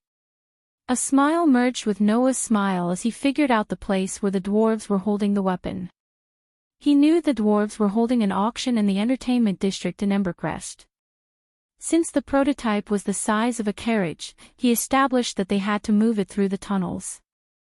And only one circle place was connected to the theater through a tunnel, the shipyard. You said your room had no windows, right? Have you noticed metal rust quickly in your room? Asked Noah, although he knew what would be Hammond's answer. Bow that you ask me, yes. The dwarves mostly used wood, but when my inventions required the iron, and they indeed rusted a bit sooner than I used to, that was because you were close to the ocean, said Noah. Realization hit Hammond as he figured out why the dwarves were so adamant about moving the weapon to a safer environment. As much as Hammond knew his inventions, he lacked the people skills to read people and predict their behavior like Noah. Norvin, gather the team and tell them we are moving out in 10 minutes, Noah ordered Norvin. He then turned his gaze toward Alicia. Keep him safe. As far as the dwarves are concerned, Hammond died in the accident. To the rest, Hammond doesn't exist. No matter what, the Dark Lord or his army cannot learn we have him. The moment Hammond heard Noah mention the Dark Lord, he shuddered. You think the Dark Lord might target me? Why? Oh my God, what did I do? Shit, Hammond collapsed on the chair behind him. He sweated bullets as his entire body trembled uncontrollably.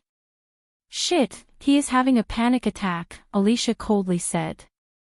Norvin was actually surprised that even a hostage like Hammond had heard about the Dark Lord enough to have a panic attack when he learned the Dark Lord might target him. It was quite shocking for Norvin to see people pissing their pants just by the mere mention of the Dark Lord's name.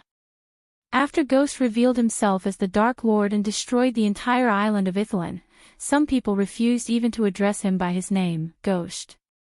More and more people were joining in this fear parade and addressing him only as the Dark Lord. Even some of the Guardians weren't an exception to this. Noah immediately tossed the pill into Hammond's mouth and calmed his nerves. 3 pills, Noah used 3 pills, and they were quite powerful. Still, Hammond took them like candies. Relax, take a deep breath, Noah slowly said to Hammond. We will keep you safe. He won't get to you because he doesn't know you exist. Besides, he is in the demon's grave. So you are safe here, Noah's words somehow calmed Hammond. He had that certain effect on people since he was the god of light. His aura could bring hope and calmness to everyone, just like Michael's aura could bring our fear and hopelessness. You will soon be relocated to one of our safe houses, and no one will ever bother you again. You will be able to work on your inventions that make the world a better place, not weapons to do the opposite. You have my word, Noah promised Hammond. Alicia knew most of the Guardians, and even Andreas would disagree with Noah. Instead of wasting Hammond's talents inventing things that helps the commoners, they would prefer building new, more powerful weapons that could give them an edge in the fight against the Dark Lord. A world without the Dark Lord was a better world for everyone, including commoners. But Noah did not think like that. He knew any weapon they created with Hammond's talents would eventually land in the wrong hands, especially when people were so easy to bribe and blackmail. Noah did not want to take that chance. After calming down Hammond and leaving him with Alicia, Noah, and Norvin left the room and returned to Noah's room. "Next stop, the shipyard in Dalgarum," said Noah before activating the teleporter array in his room. Chapter 832 Noah's reluctance to capture the Dark Lord. After leaving the Winston Manor via a teleportation array, Noah appeared in an empty room lit with candles. This was one of the Guardian Guild's safe houses in Dalgarum. The Guardian Guild had safe houses everywhere except in the Dark Ocean, obviously. A circular chakra with countless intricate runes and symbols glowed underneath Noah's feet. He stepped out of the chakra as his team appeared in the room one by one. "Everyone is here," said Norvin. He quickly transformed into his true form and leaped onto Noah's shoulder. Dark curtains blocked the sunlight from entering the room. Noah went to the windows and slightly moved it to see the ocean through the glass. The crystal blue ocean stretched endlessly into the horizon. Everywhere he looked, the dwarves littered the complexly planned streets. This complexity was about to make Noah's life much easier. Since it was still midday, most of the dwarves were at their work and not terrorizing the streets. "What's the plan, Supreme Guardian?" Neela, a fledgling guardian, asked Noah. She was one of Noah's elites hand-picked to be on his team. The 12 guardians in the room served and answered only to Noah.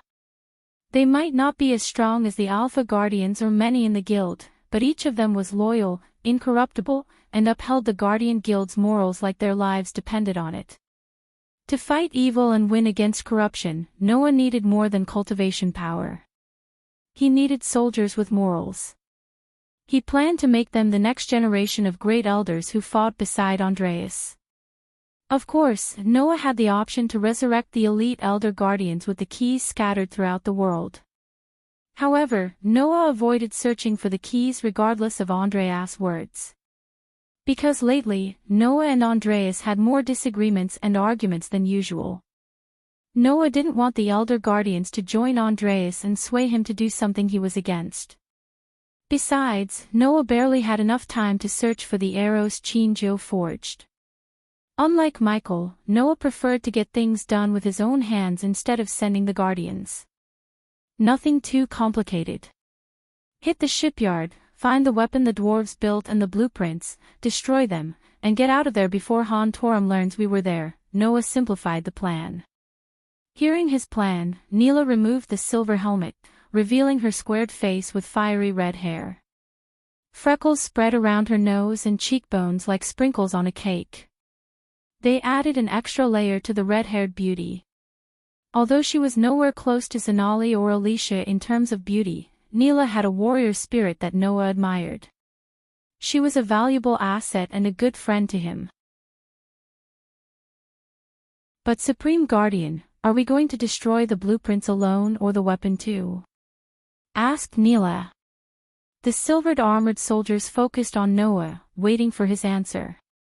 Instead of giving them a quick answer, Noah looked at the blue ocean through the window. He focused on the rhythmic waves to achieve a sense of peace both physically and mentally. "Both. If we take this weapon, someone else will create a countermeasure. It would eventually lead them to build a more powerful weapon. Then another countermeasure and another more powerful weapon. Eventually, it will become a cycle until we have nothing but wars on our hands. It might sound dramatic in my imagination at this point, but I promise you, it will happen," Noah explained to Neela, paused for a moment, and continued. "I don't think the Dark Lord will destroy the weapon. In fact, he will use it against us in a heartbeat," said Norvin, resting upon Noah's shoulder. "Exactly my point. I am not him, and we won't use such a brutal killing machine against anyone, including the people in his army.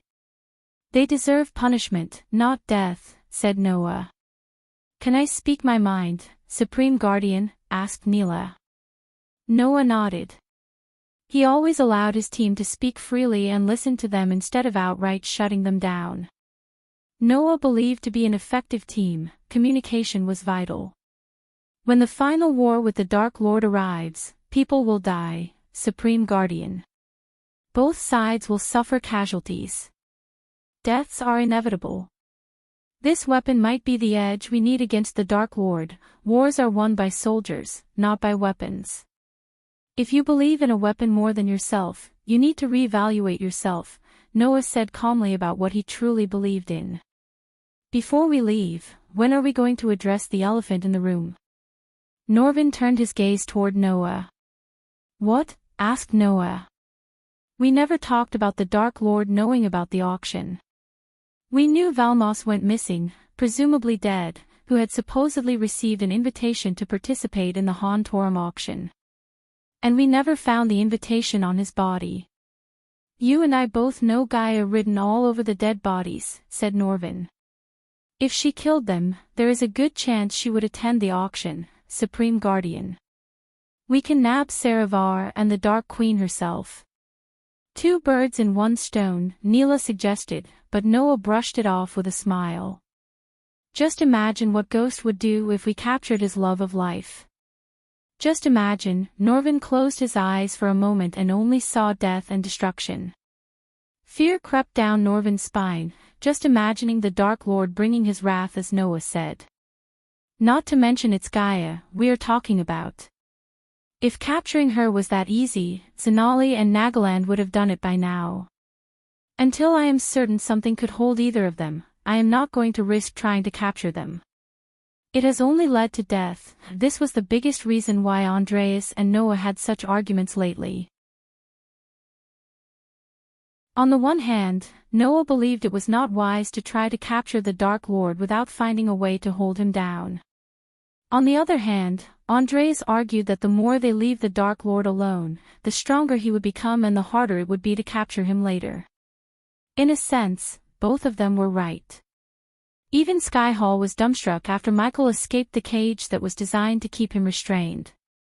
Not only did he escape, but he also killed Peter inside the very cage that Alicia put him in. Every time they tried to capture him, they ended up with more blood on their hands. Hence, Noah decided to let the Dark Lord be until he finds a way to stop him permanently. Enough talking. Let's go and finish the task at our hand. Noah waved his hands as he prepared to leave the room. When he talked about the Dark Lord and Gaia, he noticed a sliver of fear in everyone's eyes, including Norvin's. That fear was the Dark Lord's most powerful weapon, and Noah knew he must find a way to break this fear. As long as the people feared the Dark Lord, they would be easy to brainwash and swayed to the dark side. After leaving the safe house, Noah and his team used the dark alleyways to reach the sea without drawing much attention. As Noah stood on golden grains of sand, he looked up at the brilliant sky adorned with dazzling blue color and puffy clouds that formed different shapes in the sky. The goddess-like sun's face was being embraced by the demure navy fingertips of the skyline. The small crystals in the sand glimmered and twinkled brilliantly against the sun rays. Away from the immense sea, white foams from the waves gathered gently onto the golden shore. Every sight and sound stimulated a sense of composure and serenity. The effect was heightened by the absence of the noisy bustle of guardians complaining, rummaging of scrolls, and Andreas lectures, only to be exposed to the never-ending music of the waves and to breathe the fresh air instead of the stale atmosphere of his room. It was not easy to describe the effect of this sight, but it could only be strangely deciphered in his mind. His team was ordered to equip normal clothes instead of silver armor, which would most definitely draw attention from the dwarves. Eventually, Noah reached the ocean, where he saw a couple of dwarven kids building sand castles. The sight of children playing without a worry in the world warmed Noah's heart. Looking at them made him want to destroy the weapon even more. If the weapon fell into the wrong hands and they started to slaughter people with it, the blame would ultimately fall on the dwarves. It was not fair to blame all the dwarves for something a few dwarves filled with hatred had done. While Noah was drowned in the serenity of the beach in thoughts, one of the dwarven children noticed Noah.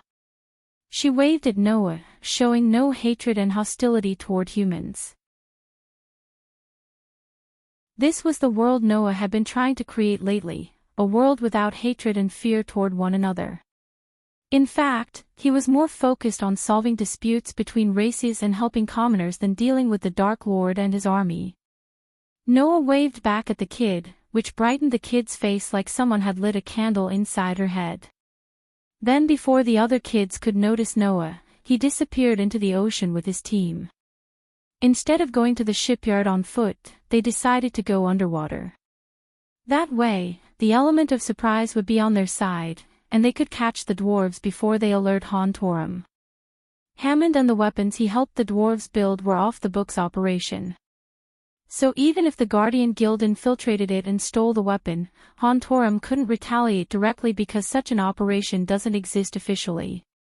However, Noah planned to keep the guild out of the picture because the last thing he wanted was a cold war between the Guardian Guild and Hontorum. At this point, any conflict the Guardian Guild gets into would benefit the Dark Lord more than anything. Noah and his team were quick swimmers. They managed to reach the shipyard, which was built in the water, in a few minutes. But before emerging from the water, Noah closed his eyes, spreading his senses around the area to locate the dwarves in the shipyard. Having no idea a team of guardians was under them, the dwarves continued with their day-to-day work, which was building ships and a weapon of mass destruction.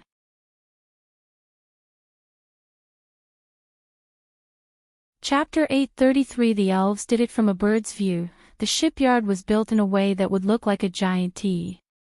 The left side of the shipyard had a frigate almost finished being built, and the other side had a man-o' war. The dwarves were building these ships under the king's order.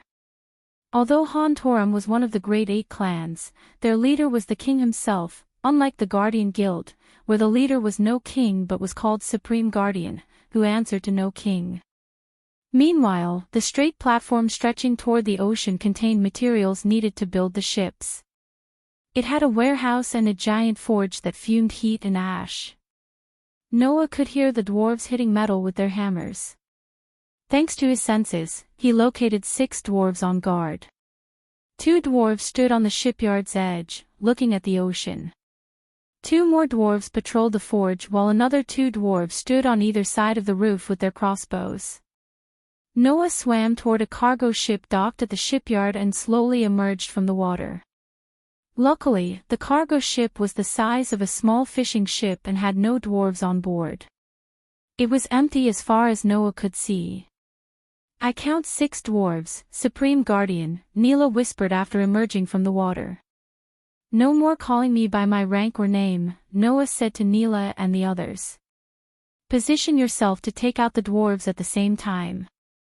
"Wait for my signal, as you wish," Neela said before merging into the water once again.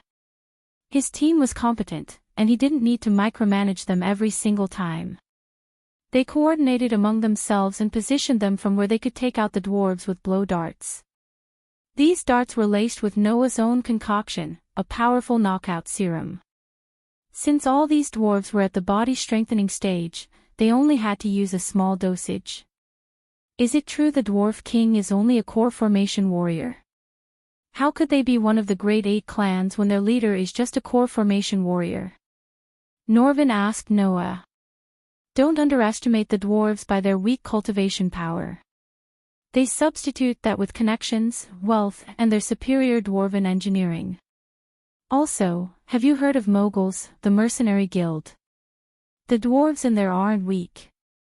They use some kind of blood ritual to boost their cultivation. While the team was taking their position, Noah discussed the dwarves with Norvin. When it came to what was happening in R, Norvin pretty much had no idea. He was learning the power dynamics and the other racers in R little by little. So Norvin seemed a little ignorant to some in the guild. Noah noticed Neela and his team raising their thumbs, indicating they were in position. They waited for his signal as Noah leaned to the side, taking another look at the dwarves. Then, he snapped his fingers, creating a quick flash of light. This flash was the signal. And the moment the team saw it, they raised their blowguns, blew into it, and sent a dart soaring through the air. Ouch! Blimey! One of the dwarves slapped his neck as he felt a sting. But there was something between his hand and neck. The dwarf pulled it out to see a tiny 10-inch arrow made of what seemed to be silver.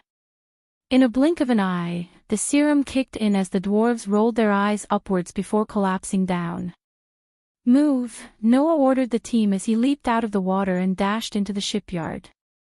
Although the shipyard where the dwarves build secret weapons, they didn't put too many dwarves to guard. They believed too many guards would draw unwanted attention to the place. Hence, they had few guards, and they never opened their mouths about the underground facility, even when they were drunk. Their secrecy worked in Noah's favor.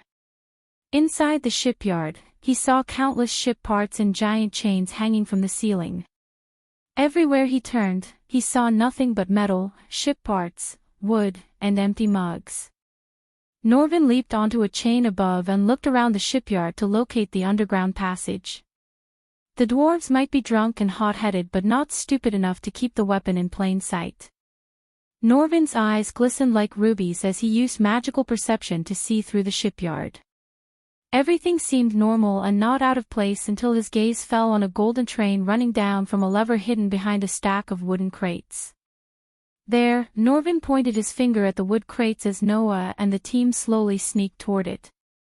Meanwhile, they noticed a couple of dwarves walking toward them. They fell down as fast as they entered the room. Noah turned and saw Neela with the blowgun. Her reaction was too fast to the point none of her teammates realized that she had just fired 2 blow darts. Noah gave a nod of approval before turning his gaze back to Norvin. "Knock out everyone and meet me down," said Noah.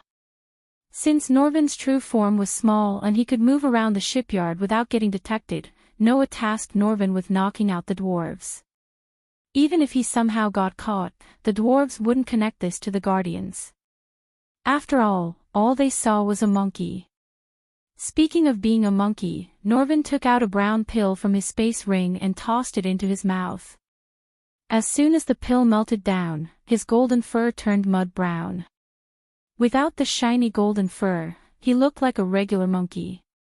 "Go ahead," Norvin whispered, turned around, and leaped toward the shipyard's left side, where they were building a frigate. "Follow me," Noah said to his team as they slowly sneaked toward the crates. When they reached the stack of crates neatly placed on top of each, Noah slightly moved the stacks. The wooden crates were surprisingly heavy, which made Noah wonder what was inside of them. The crates moved, making a creaking sound.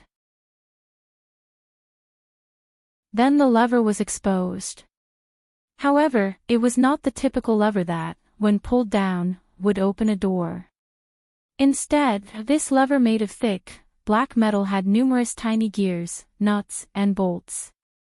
On top of that, there were 6 keyholes beside the lever. "Should we search those dwarves? They might have the keys," said Neela. Noah nodded as the team swiftly moved away from Noah to search the dwarves. A few minutes later, Neela and the others returned to Noah. Unfortunately, they came empty-handed. "We found no keys, Supreme Guardian." All they had was their swords and mugs. Neela creased her sword-sharp brows. They thought coming here empty-handed would disappoint Noah. On the contrary, he just smiled. Honestly, he expected the dwarves to have some kind of mechanism to protect the entrance. Otherwise, it would be too easy for anyone to enter their secret lair. Fortunately for him and unfortunately for the dwarves, Noah possessed a primordial flame. Neela's face brightened with the blue flames dancing above Noah's hands. No matter how many times they had witnessed the blue flames, they still had the same dumbfounded look on their faces when Noah conjured the flames for the zillionth time. The flame had a certain effect on the Guardians. The heavenly flames had a radiant energy that made them calm, courageous, and fearless. Under their gazes, Noah moved the ball of heavenly flames toward the lever and let the heat creep into the keyholes. The metal slowly turned blue to the color of the flame. Inch by inch, the heavenly flames melted down the lock, and then, the lock clicked. Noah pushed open the door, revealing a dimly lit staircase that led to the dwarven secret lair. But the opening came with a catch. They weren't built with humans and long-legged species in mind. Instead, it was meant for the dwarves to use. Hence, the doorway was only 4 feet tall. Noah crouched down and entered the doorway, followed by his team. They were careful not to make any sounds until they could locate the weapon and the dwarves guarding it.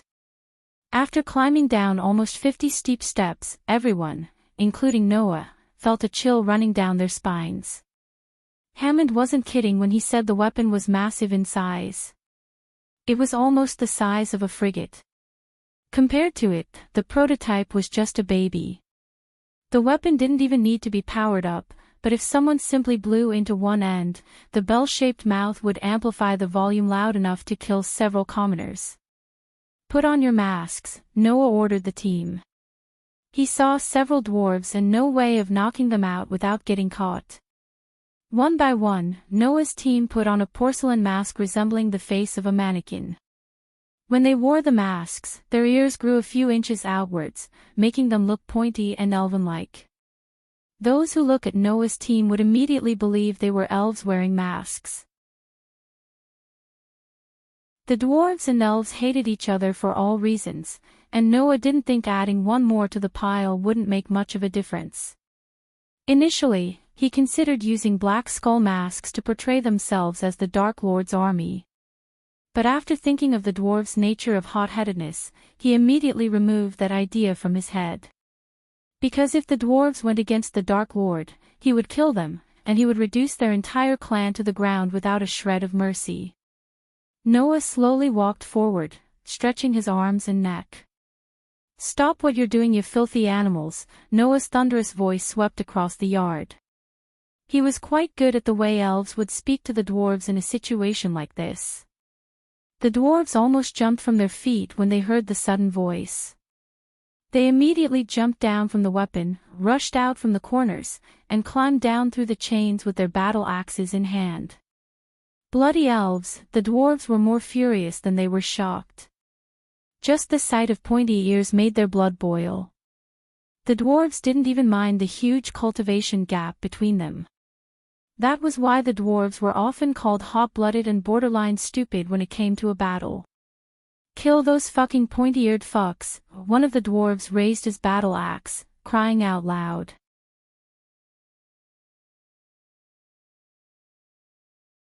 Chapter 834 Save or Destroy the Weapon? The dwarves let out a battle cry that echoed through the entire space. They rushed at Noah and his group without regard for their lives. Just the sight of pointy ears in their domain twisted something inside the dwarves.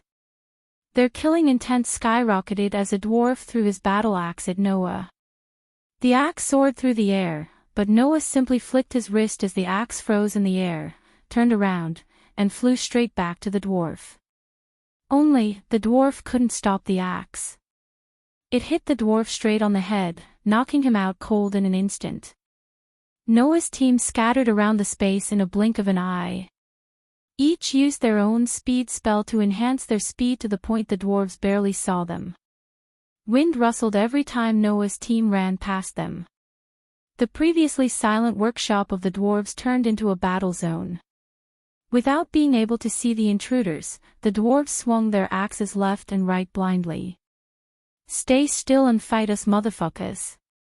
I want them dead." The dwarves screamed as loud as they could. Suddenly, a dwarf froze for a moment before falling down. It happened so quickly.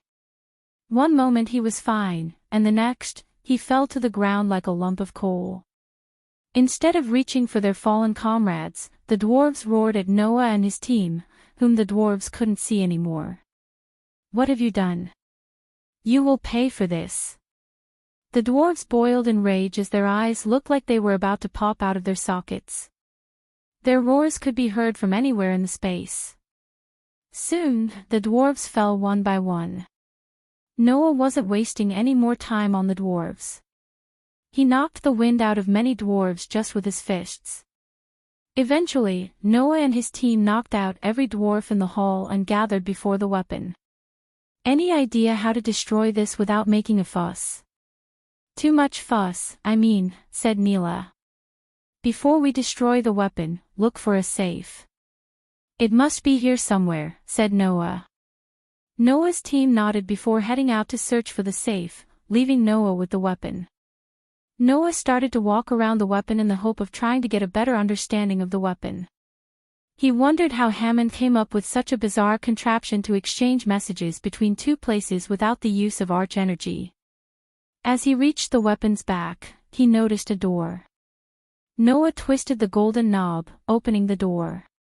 When the door opened, his face was illuminated by the jars lined up inside. His neck hair stood up due to the electric energy coming from the jars.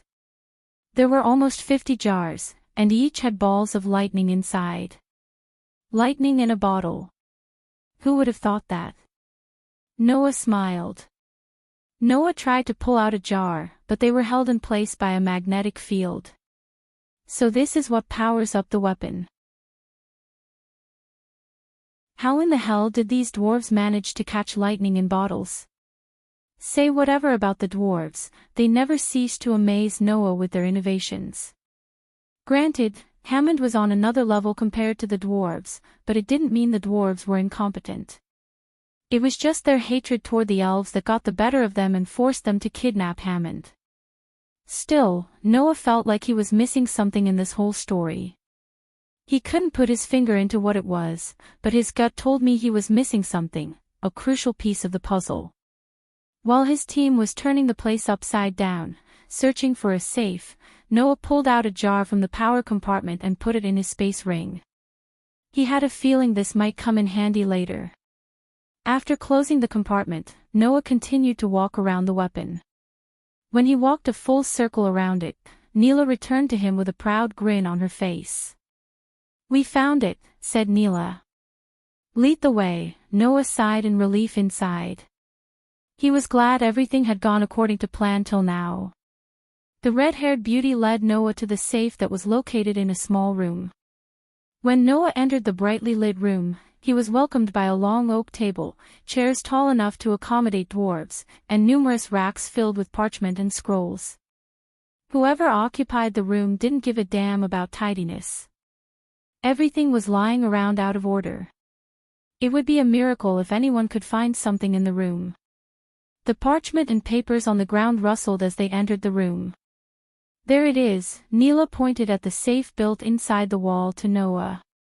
Just like the lever they used to get into this area, the safe had several keyholes as well as tiny gears. If Noah wanted to get the blueprints unharmed, he would have bothered to look for the keys.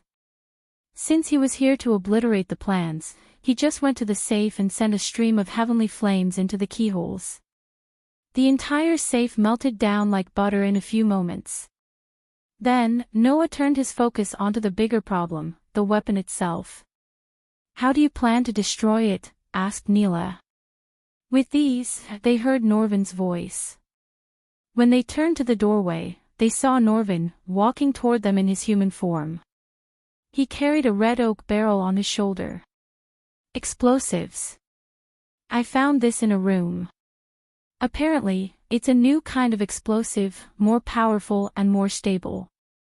At least that's what I heard from the dwarves before I knocked them out cold," said Norvin. "Push this baby into the weapon and watch it go kaboom." Problem solved. Norvin placed the barrel heavily on the ground as Noah's team almost leaped out of the room. "I told you. It's stable, stop messing around," said Noah with an amused smile. "I will take care of destroying the weapon. You guys go ahead and get the dwarves to safety." "I don't want them to get caught in the blast," said Noah. If it was Michael, he wouldn't have bothered with saving the dwarves. They build weapons to kill people. So they deserve to die. That would have been Michael's argument. Luckily for the dwarves, Noah wasn't a vengeful god like Michael. He was merciful. I will signal you when we get them to safety, said Norvin before leaving the room with Noah's team. After they left, Noah carried the barrel to the weapon. With a simple leap, Noah reached the weapon's mouth and slowly rolled the barrel down after he attached a rope around the barrel. Noah hovered around the weapon waiting for Norvin's signal. Almost 5 minutes later, Noah heard a roar in the distance. Noah could recognize that roar in his sleep. That was Norvin in his true golden baboon form.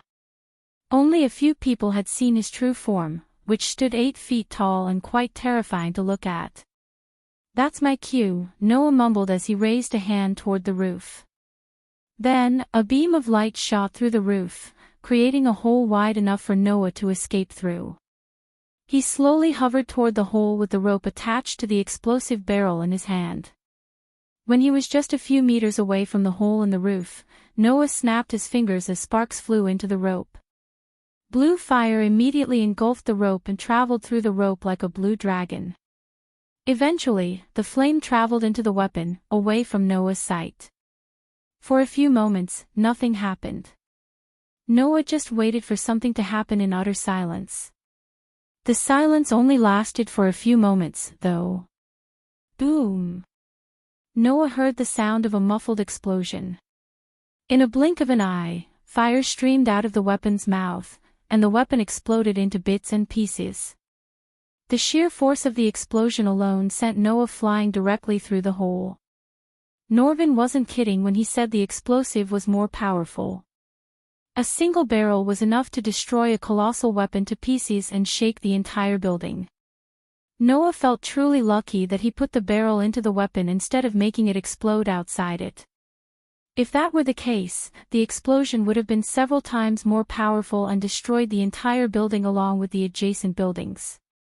Dark smoke rose to the sky itself, forming a giant cloud above the building. Noah used the cloud of smoke to his advantage and flew away from the place. While he was flying away, he saw more and more dwarves running toward the fire instead of away from it. He felt pity for the dwarves. But luckily, Noah cleared the building before setting up the explosion. His task here was done without a hiccup. Good thing Andreas used all his soul energy, brewing special potions for Noah. Otherwise, they would have had a huge argument about whether to destroy the weapon or not. By the time the higher-ups from Hontorum appeared at the shipyard, Noah and his team were long gone. All the dwarves they knocked out pointed at one group, the elves. As a result, the Empress would have a long discussion with her ministers and schedule another secret meeting with none other than the Dark Lord himself.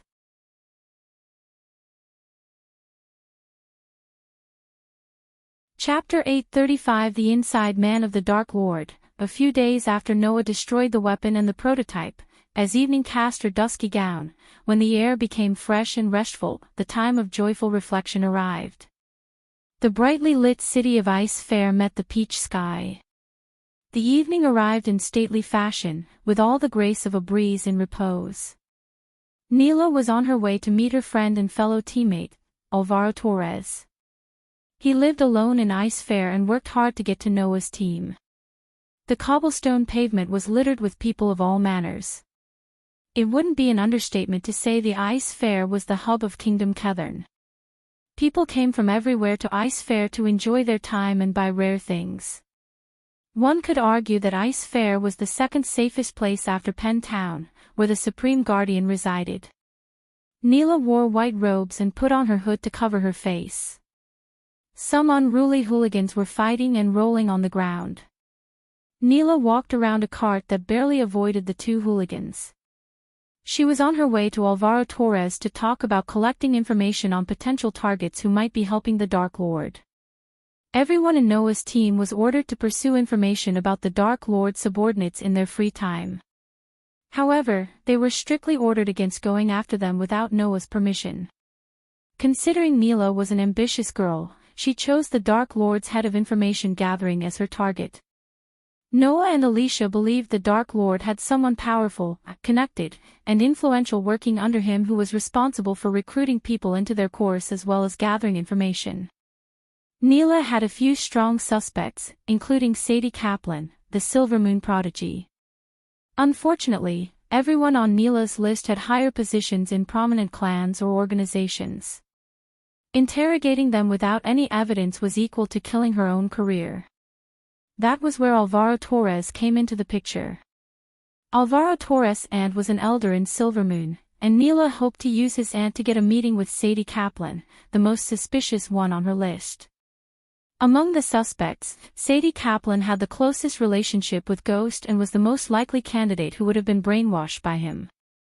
After navigating her way through the crowd, she finally arrived at the edge of the city where the nobles tended to live. Bright crystal orbs lit the square with its radiant blue light as Neela turned left and strolled straight into the path that had the sign Torres Manor. Since it was evening and most of the patrons were either drinking in taverns or immersing themselves in pleasuring activities, the path to Torres Manor was void of people. Peach trees accompanied Neela on either side of the path as she enjoyed the calm and peaceful stroll. Soon, she noticed an elegant manor at the end of the road. From the outside, the Torres Manor looked cozy. It was built with walnut wood and has granite decorations. Small, octagon windows added to the overall look of the house and have been added to the house in a fairly asymmetrical pattern. The manor was shaped like an L. The extension extended into overhanging wooden panels reaching the end of that side of the house. The second floor was bigger than the first, which created a stylish overhang on two sides of the house. This floor had a slightly different style than the floor below. The manor itself surrounded a gorgeous garden with many hidden lights that made the garden come to life at night. As she reached closer to the manor, she noticed two large chimneys sitting at the side of the manor.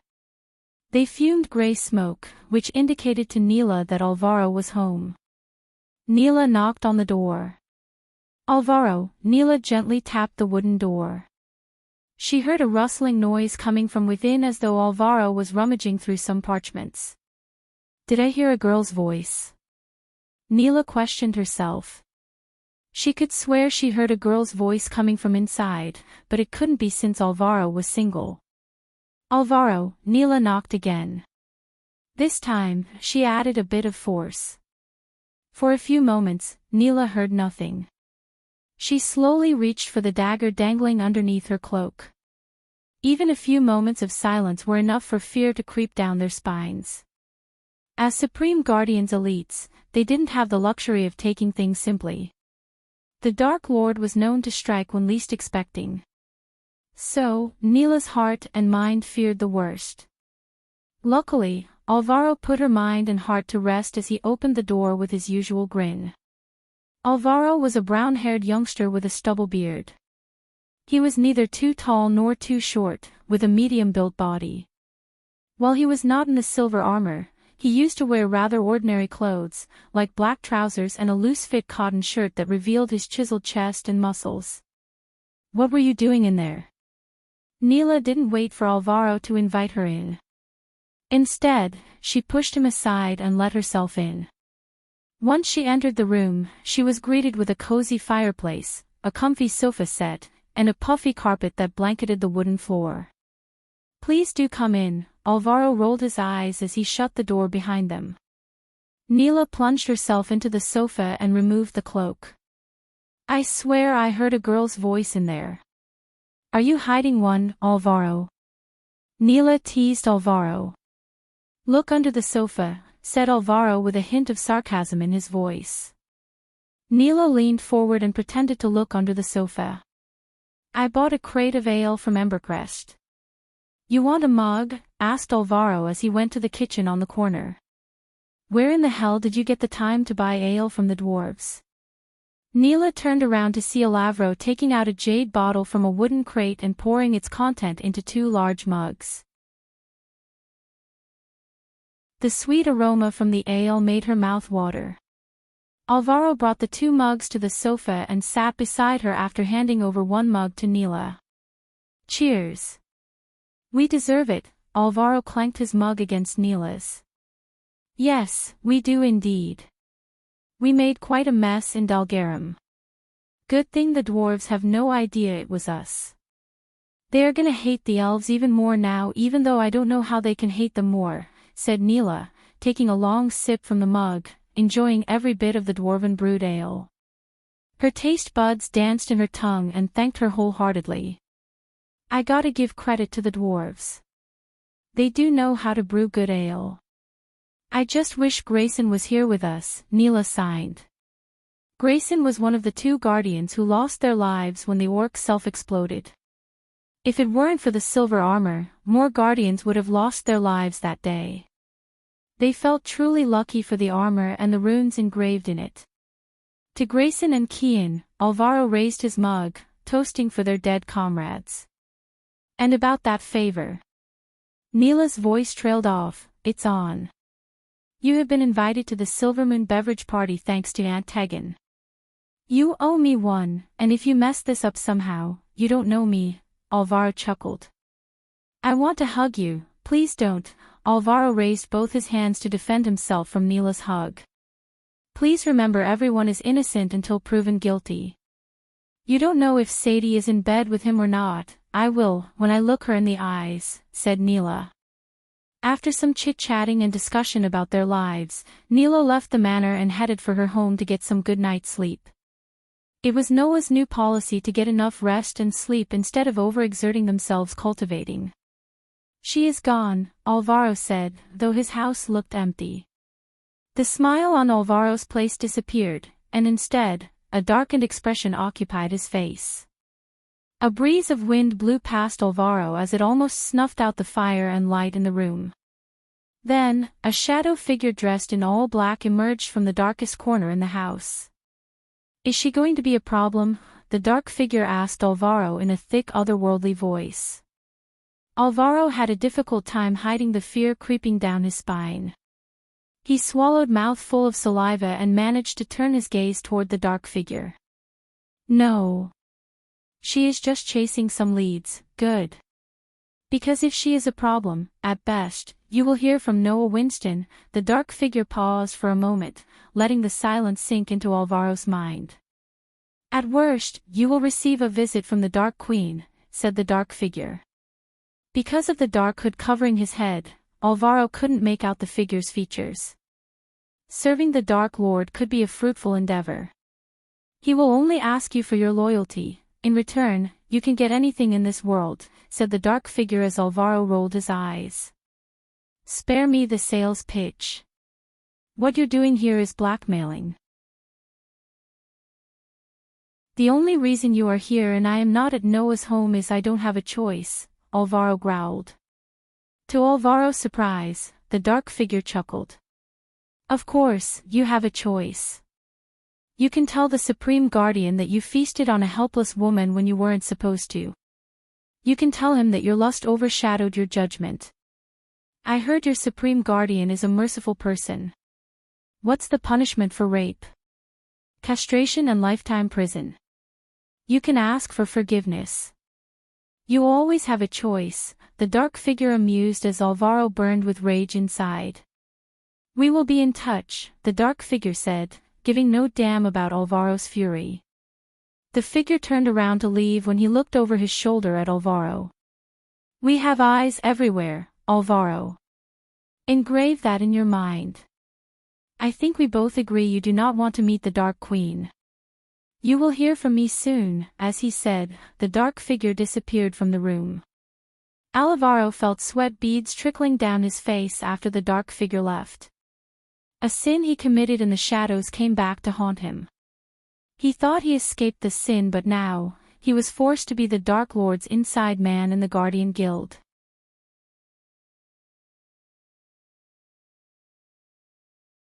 Chapter 836 Beast of Destinies. Current day, Michael was on his way to harvest everything he needed to fix the gold coins problem. Taskin and Thilv accompanied Michael as Vidora chose to stay with the tribe because they liked how the wood elves treated them. Almost all the trees had sparkling blue leaves instead of the usual green leaves. Not only the cyan color of the forest but something fresh in the air that put everyone at ease. Michael felt the forest around him was alive. Any predators around here? Michael asked Taskin and Thilv. Except for the wolves Michael killed at Tar's campsite, Michael met no predatory animals. The rabbits, foxes, and birds Michael saw had sparkling bodies. They glistened under the canopy's shade. They used to be around, Taskin started to answer Michael. But ever since the demons occupied the mother tree, they ran deeper into the forest. This place crawled with all kinds of creatures before they invaded us. You cannot walk a minute in the forest without catching a glimpse of something. Now it feels so void of life, said Taskin. You might meet a few where we are going, my lord, said Thilv. She addressed him as my lord instead of the Dark Lord. Michael grew quite tired of being called the Dark Lord by the elves sooner than he expected.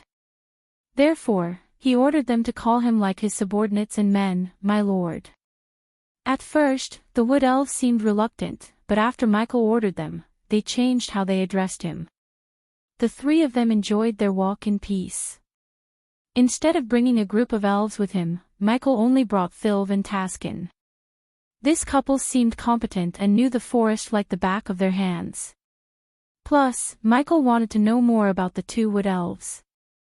So the humans here worship me or any other god? Asked Michael. We don't know much about them, my lord.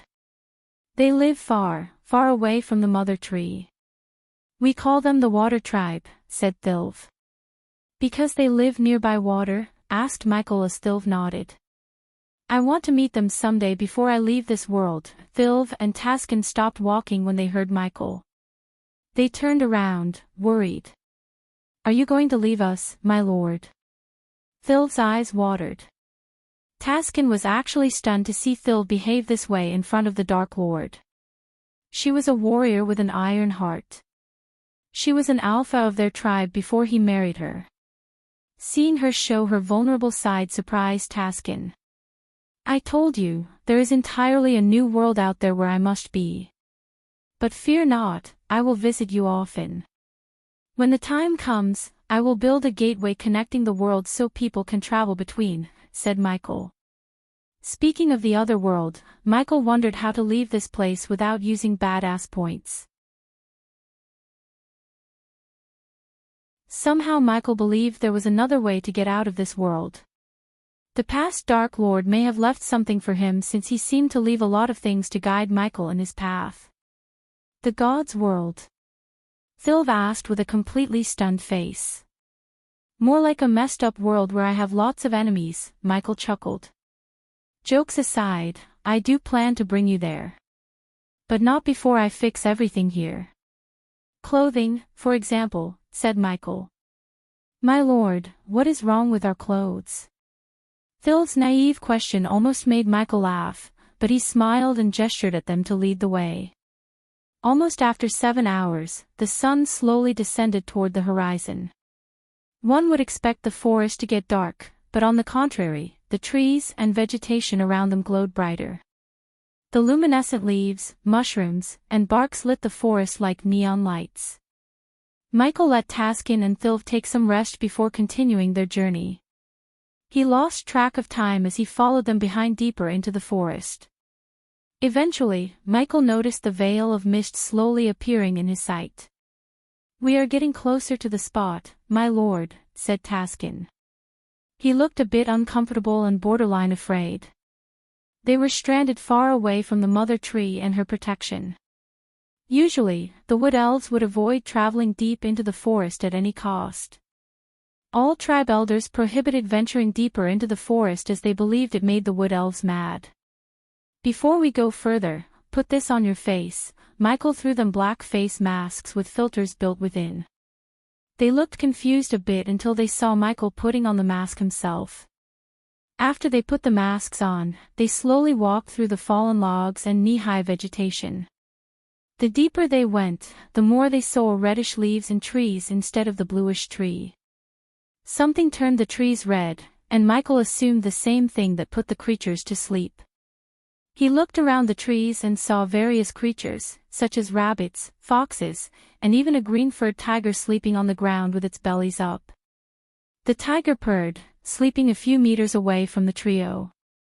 "Don't make any sudden noise," Taskin warned Thilv as he crouched down to blend in with his surroundings. Michael followed the wood elves, and after a while, he felt like he was back in Demon's Grave where everything had a red hue, like everything was drenched in blood. Not a single sound could be heard in that second. The eerie silence slowly turned into fear and anxiety. If Michael weren't here with them, Taskin and Thilv would have turned around and rushed out of this place instantly. But having their almighty God with them gave them enough courage to continue forward. They slowly walked past the sleeping tiger and arrived at a small pond. The crystal-clear water reflected the crimson-red surroundings as well as the silver mushrooms with black stars on them.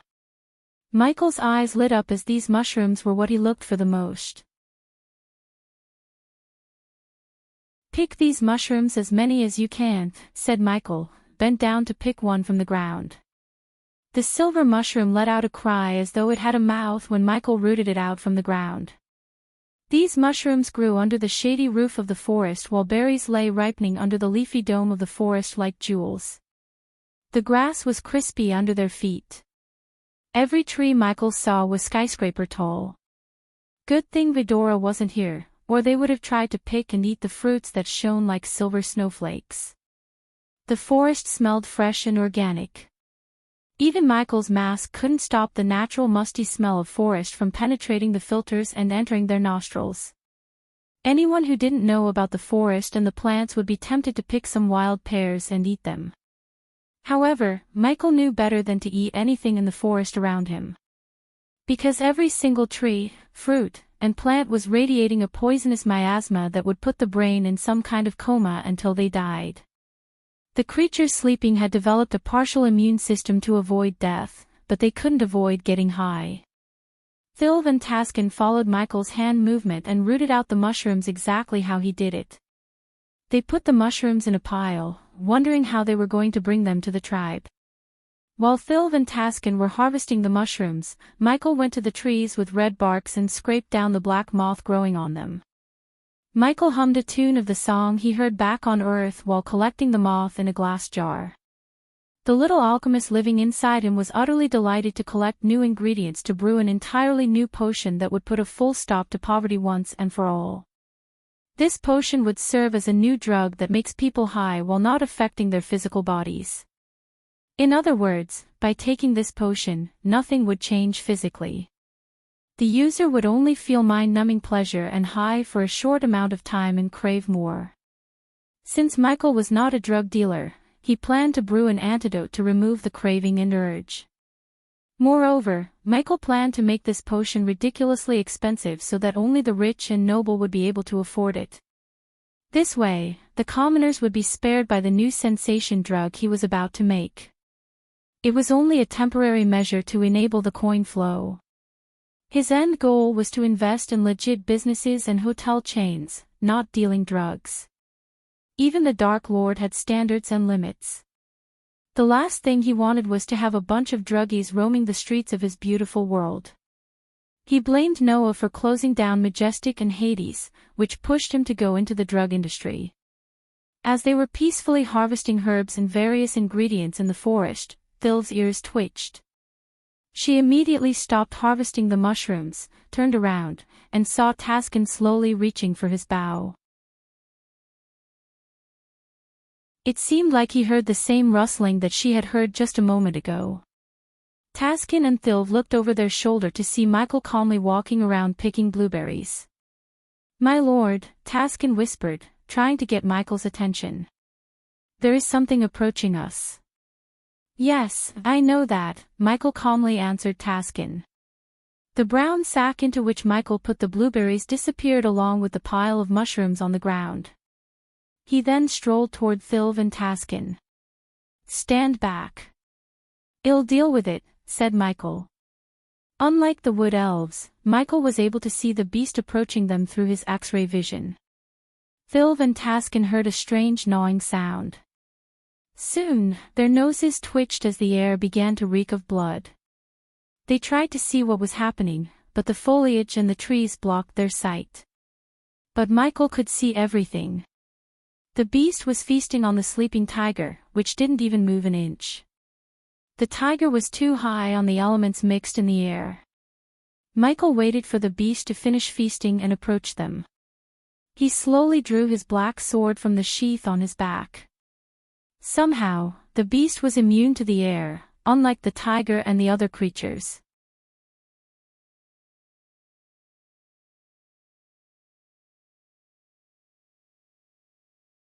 Then, Michael squatted beside the two halves of the body and carved out the beast's heart, flesh, and collected its blood into the jar.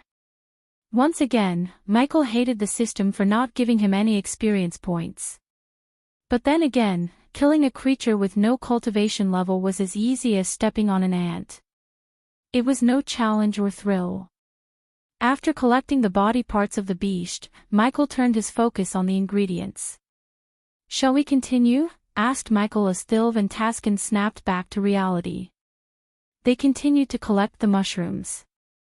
Hours passed without their notice. Michael enjoyed the momentary peace and quiet.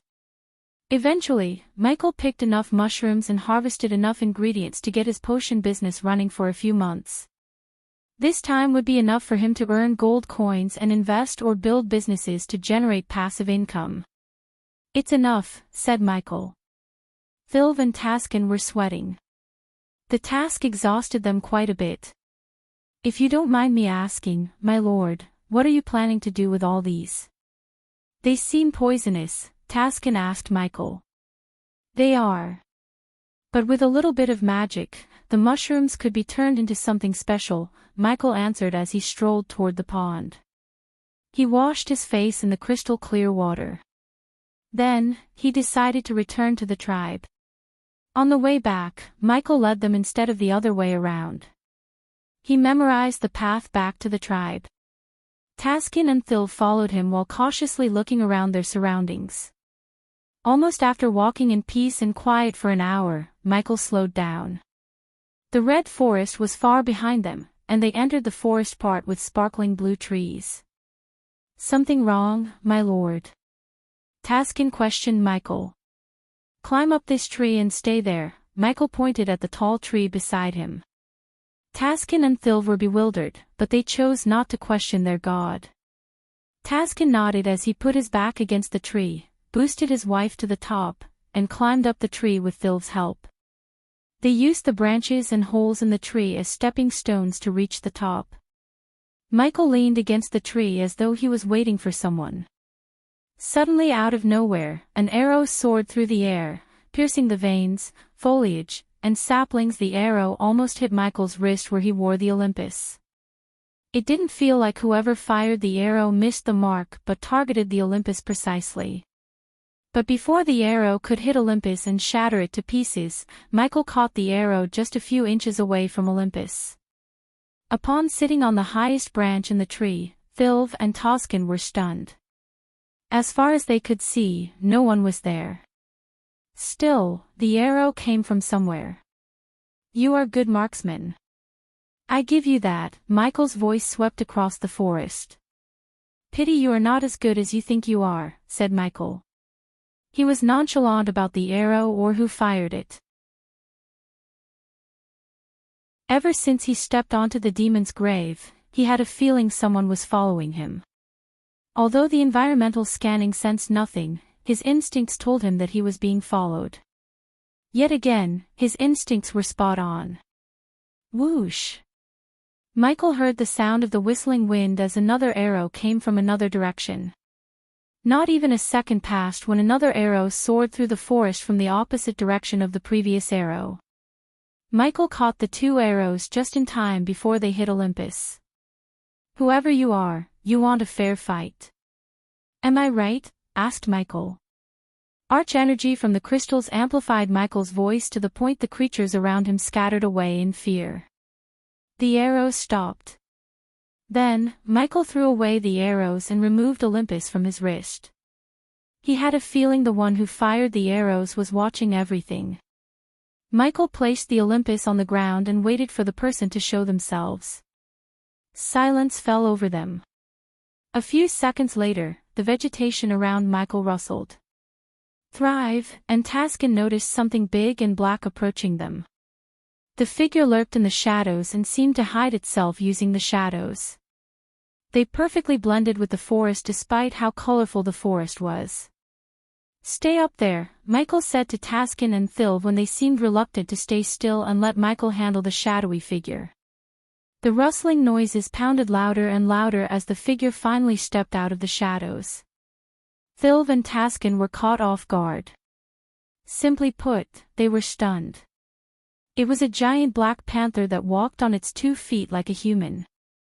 Michael remained calm as the black panther cautiously made his way toward Michael but kept a safe distance. When Taskin and Thilv looked closer, the black panther had more humanoid features than they initially saw. He had the face of a panther and shiny black fur, but his muscles and limbs looked more human than those of a panther. His black tail swayed with the wind. The black panther's eyes glistened with immense killing intent.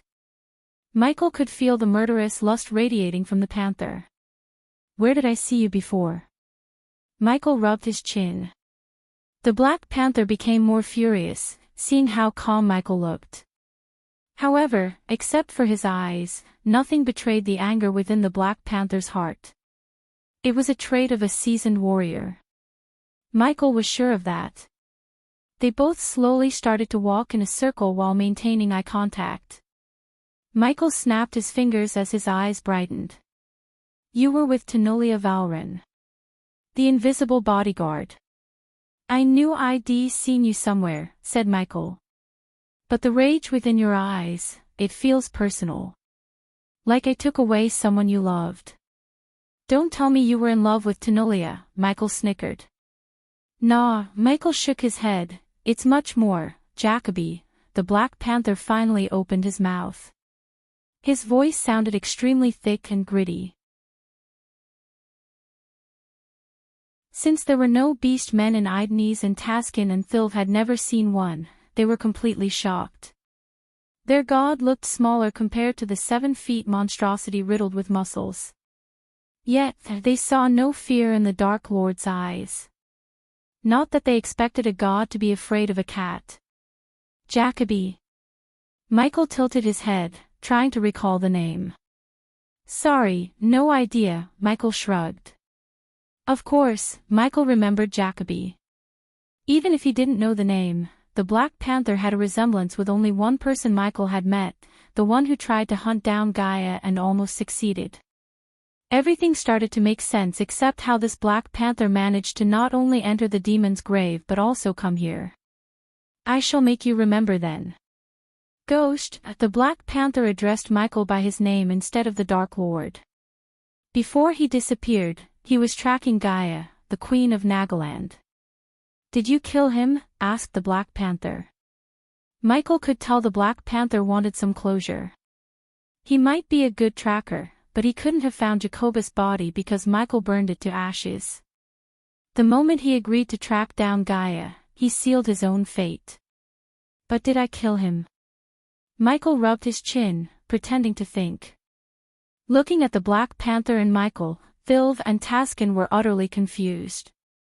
But judging by their words, they could understand that there was some kind of history between the two of them.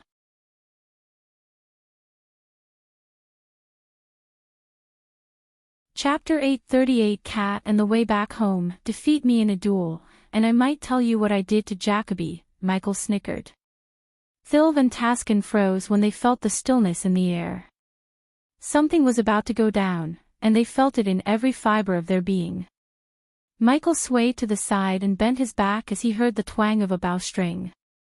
An arrow flew above Michael's head and struck the tree behind him. Michael looked up to see the Black Panther on the tree branch. In a blink of an eye, the Black Panther managed to leap onto the branch, getting a higher ground to attack Michael with his bow. The Black Panther nimble jumped to another branch. Then he descended to a lower branch and swung himself to another tree. His movements were graceful.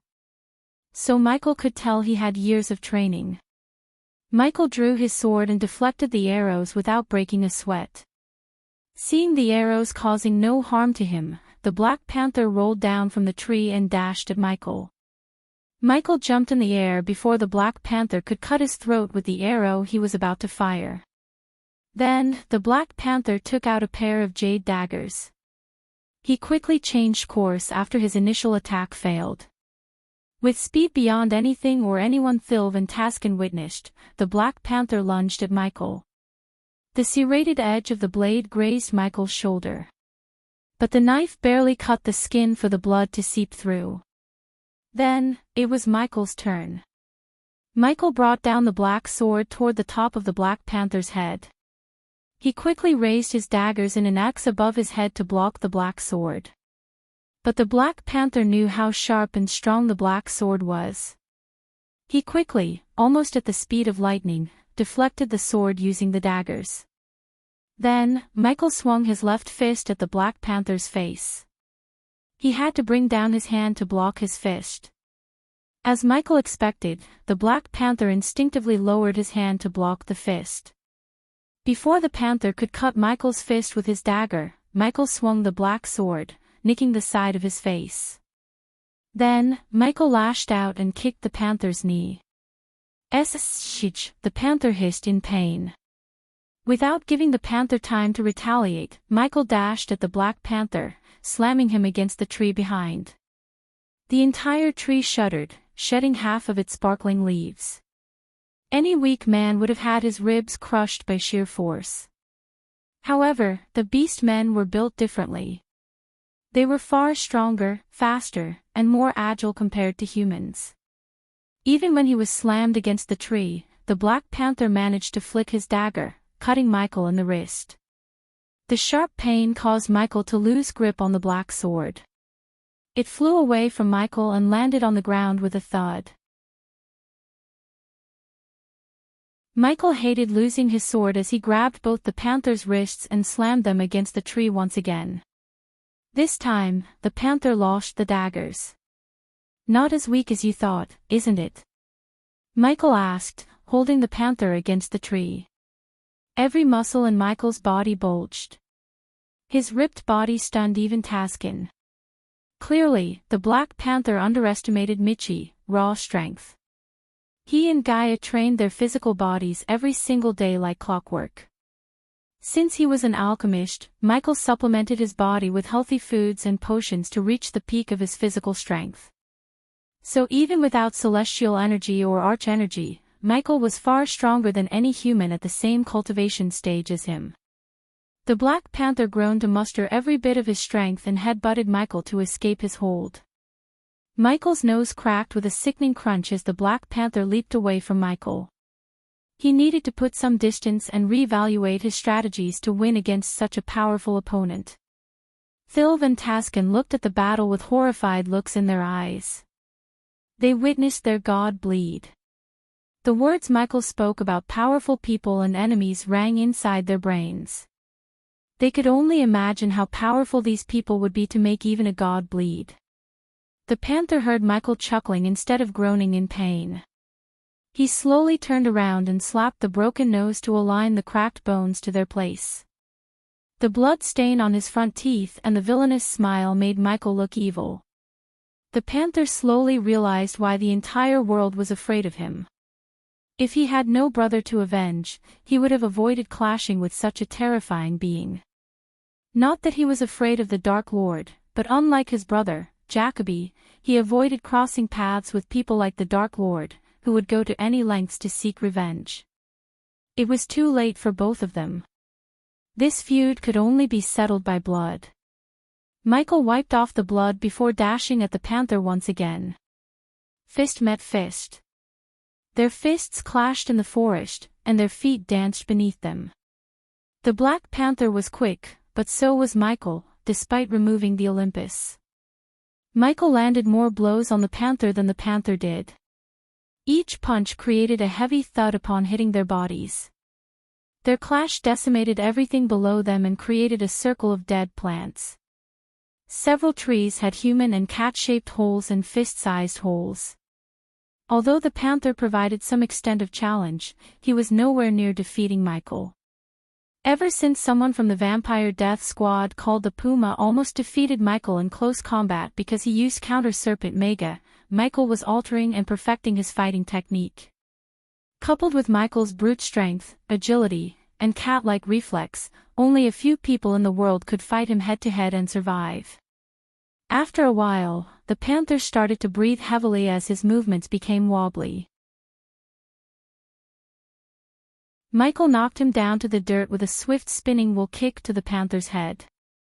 When Michael approached the panther, the latter tried to stab Michael with a short blade he hid under his fur. But Michael kicked the blade and pinned his hand to the ground with his knees. "It's over," said Michael. He then proceeded to punch the panther in the face. A couple of punches made the panther's sight blurry. Michael showed no mercy as he continued to punch the panther until his fist ached. "Just because I cannot use cultivation energy, doesn't mean you can defeat me. Look at me." Michael raised his voice. He grabbed the panther's face and turned it to look him in the eyes. "Now, tell me how you came here," Michael asked the panther. "You first. What did you do to Jacoby?"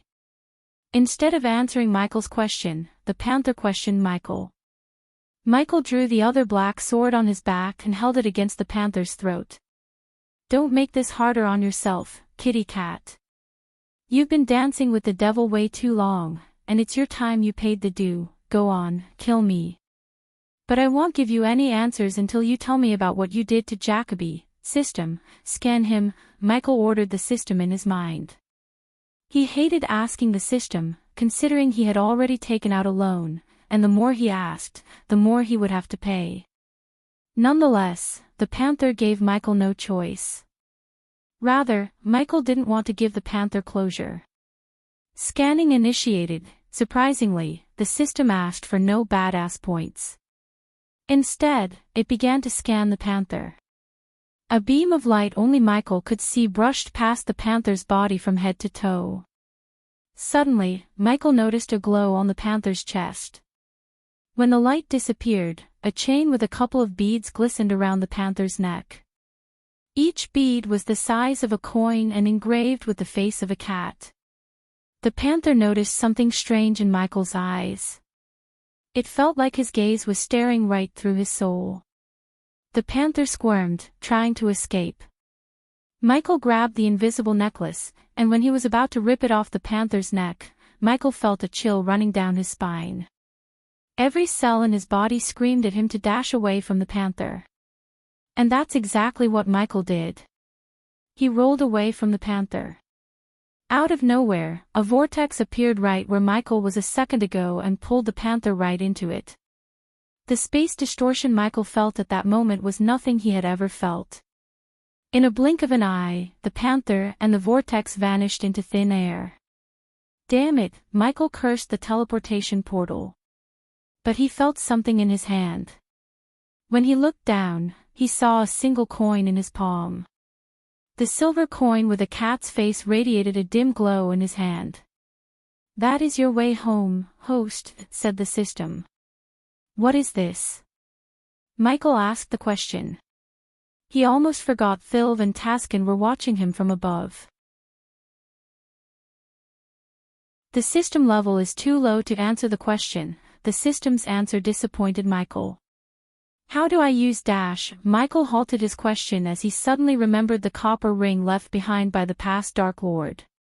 He had a feeling that the copper ring might open a portal using the coin. But it was not the time for him to test the theory. There were so many unknowns in Destinies and the demon's grave. For now, getting home safely took high priority. However, before he could leave, he had to visit the ash field and see what Skyhall was up to. With few things and many questions in his head, Michael strolled toward where he put the Olympus, picked it up, and wore it around his wrist. The Olympus was not the only thing he picked from the ground. He also picked up the arrows left behind by the panther, who was called the cat by his people. "You can come down," Michael said to Thilv and Taskin. After wearing the Olympus, Michael just raised his hand as the black sword that slipped off his hand flew straight back to his hand. Now that was one of the many people I have to kill back on my world, Michael said to the wood elves with a calm smile.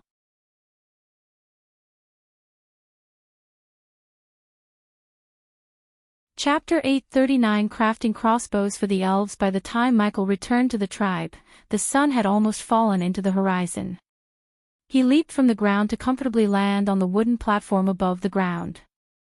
My lord, Kirat and the other wood elves bowed toward Michael. After nodding at them, Michael strolled to his throne and saw Vidora lying on it belly up. The throne was littered with bits and pieces of fruits and bare bones of fish. Iag snored as a trail of drool trickled down her mouth. Michael lifted them up from the throne and raised his hand as a gust of wind blew past the throne. The wind blast cleaned his throne. Michael plunged onto the throne and took out the coin he picked from the panther. He fiddled with the coin until Iag, Sarba, and Cain slowly opened their eyes. Sarba rubbed the sleep off of his eyes. When their visions cleared, they saw the dark lines on Michael's forehead. It was obvious he had met some trouble while they were feasting and living like a god. What is that? Iag asked, looking at the coin in his hand. Sarba turned his gaze. He saw a strange glow coming from within the coin. Do you remember the beast man who tried to capture Gaia on Zanala's behalf? Michael asked Vidora. What of him? Don't tell me he's alive somehow, Iag frowned. Someone in his tribe followed me here. This coin belongs to him, said Michael. Sarba's jaw dropped slightly. They all pushed their questions and doubts to the corner of their minds and asked Michael what had happened. Michael told them everything, starting from the invisible guard he saw near Tenulia to the powerful vortex that appeared to save the panther. The panther's disappearance left Michael with more questions than answers. He knew the Sky Hall built a portal to reach Idni somehow, but it was no portal that saved the panther. Someone created the vortex, and they didn't want Michael to have the coins. The Dark Lord said killing monsters in the demon's grave would make some asshole stronger. I wonder if that asshole is the same one who created the vortex. It seems like he has control over the demon's grave, said Cain. As usual, Cain and Michael shared the same thought. But what Michael didn't know was that the asshole was another god, god of time and space, Andor. In his previous life, Andor was his arch-nemesis. At that time, Michael was the only god who was able to stop Andor, but the price Michael paid to defeat Andor was a little too much. Before resetting the universe, the Dark Lord ensured Andor wouldn't hurt his new self since he would be at his weakest. He placed an array above the mortal realm, preventing Andor from returning home and bringing the other gods to the mortal world. If Andor ever wanted to get back, he needed Michael. We need to get more answers before we leave this world, said Michael. Speaking of answers, we heard the wood elves climb the mother tree to get the Dark Lord's blessings. We also heard those who successfully climbed to the top heard the voice of the Dark Lord. What if he had left another recording for you at the top? It might help us shed some light on things, said Iag. She sounded surprisingly intelligent. Michael almost wondered whether the fruits she devoured had some influence on her brain cells. Because normally, Iag preferred to attack the problem than think about it. They would be worried if we depart now. Let's head out there tomorrow. According to the elves, the mother tree is on the way to the ash field. We should climb up there, see what's there and then head to the ash field, said Sarba. Michael rubbed his chin for a moment before agreeing to Sarba's suggestion. Besides, we need to find a way to dress up these elves. Some of the girls said the tribe loses at least 10 elves yearly to the winter, Sarba said with concern for the elves. Michael had been thinking about the clothing issue for some time. However, buying clothes for the elves from the system was out of the question because it not only cost quite a lot of badass points, but he had also taken a loan from the system. It left him with only one option. He had to buy clothes from his world and bring them here. But to do that, he needed a portal connecting Idnis and his castle, where he planned to build the portal. I am a blacksmith and an alchemist, not a tailor. I cannot solve their problem until we find a way to travel back and forth. As they were discussing the clothing issue, Kirat and a few girls came carrying a wooden platter filled with various fruits, boiled fish, and what seemed to be roots. My lord, please accept this, Kirat bowed. Thank you. Michael took the platter from Kirat and thanked them, which stunned the elves. Have everyone eaten yet? Michael asked Kirat. The warmth the elves felt from his words could not be described with mere words. Their hearts were filled with such joy and delight. We will eat later on, my lord, said Kirat, controlling his tears from escaping his eyes. Sylvia here told us, they haven't had meat in months. Iag looked at the brown-haired elf and said. The elven girl trembled. Lady Iag, the girl scowled as Iag let out a devilish grin. Is it true, Kirat? Don't you guys go hunting? Kirat sighed before answering Michael. We used to, my lord. But we lost our entire hunter group to the demons. Without them, hunting for the meat has become too dangerous. After hearing Kirat, Michael placed the silver platter on the throne's hand and stood up. Tonight, we are having meat. I am going hunting and there will be no negotiation. Did I hear the word meat? Yee, meat. The children immediately became delighted to hear Michael. Many gasped and bounced in joy, especially children who hadn't had meat for months. The one who grinned the widest was Iag. Unlike the elves, Iag didn't go without meat for months but just a week. However, in her mind, a week was just as long as a couple of years. Michael gathered up the men in the time, including Taskin. Soon, all the male elves in the tribe gathered around Michael. Kirat, where do you get your bows? Michael asked the old elf. We make our own, my lord, said Kirat.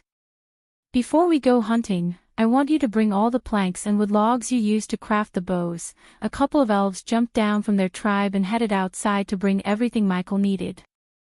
The elves were curious to see why Michael suddenly asked for logs and planks. A few minutes later, the elves returned carrying wooden planks and logs that had a rosy tint to the wood. In addition, they also brought rolls of rope they used to make strings. After they placed the planks and logs before Michael, he gestured at the elves to take a few steps back. Then, he unsheathed the dark swords and started to carve the wood. The gears in Michael's inventor's side of the brain worked at full capacity. Every move Michael made had a certain grace to it. He often entered the system and brought a few additional parts for the thing he was building. Under the elves' curious gazes, Michael effortlessly built not one but 5 crossbows. It had been some time since he put his inventor's skill to good use. Now that he had a forge and the blacksmith trait, he would be able to build more powerful weapons. Underwater torpedo for Big Bertha was just an example. Michael was able to build these beautiful recurve crossbows with the common materials found in destinies. He decorated the limbs with ebony details and ended in rounded curves ornamented with wrapped leather. The stock was wrapped in glistening blue leaves commonly found in the forest. Since Michael felt generous, he crafted a long quiver for every crossbow using deer hide. He decorated the outside with animal horns. In the hands of any archer, this bow was capable of firing arrows up to 70 meters while still retaining lethal power. What is this, my lord? Taskin asked Michael. Watch. Michael raised the crossbow, knocked an arrow into the barrel, and aimed at a tree almost 20 meters away from them. Move aside. Iag flew through the crowd and pushed them aside from the bolt's trajectory. When the elves cleared out from his path, Michael pulled the trigger. Whoosh! As soon as Michael pulled the trigger, the bolt shot out of the crossbow, creating an acute swish. The bolt soared through the air and hit the tree Michael aimed in a blink of an eye. It penetrated deep into the bark and jerked for a moment. Considering Taskin and most of the wood elves were skilled archers, they were speechless to see the speed and the power of the crossbow. You can fire a bolt up to 70 meters. I built it in a way you do not have to worry about wind direction. Just aim and fire. Michael demonstrated how to reload the crossbow and fired another bolt farther than the previous one. When he first arrived at his new world from the Earth, he had a hard time hitting the targets using a bow and arrows. Of course, he could hit the targets in close range, but the cultivators used arch-energy to hit targets beyond what a normal human being could hit. Thanks to Gaia and practice, he became a deadly marksman. He still had a long way to go to reach Gaia's level. She was a frickin' beast when it came to long-range combat. One time, he saw Gaia hit a drone flying through dark clouds in a storm from 500 meters away. He doubted he could reach her level without the system's help. She was a natural-born marksman. Many elves gasped in shock, and then their eyes sparkled, hoping they would get one from Michael. I will make more soon. For now, I'll let Karat decide who gets one, said Michael.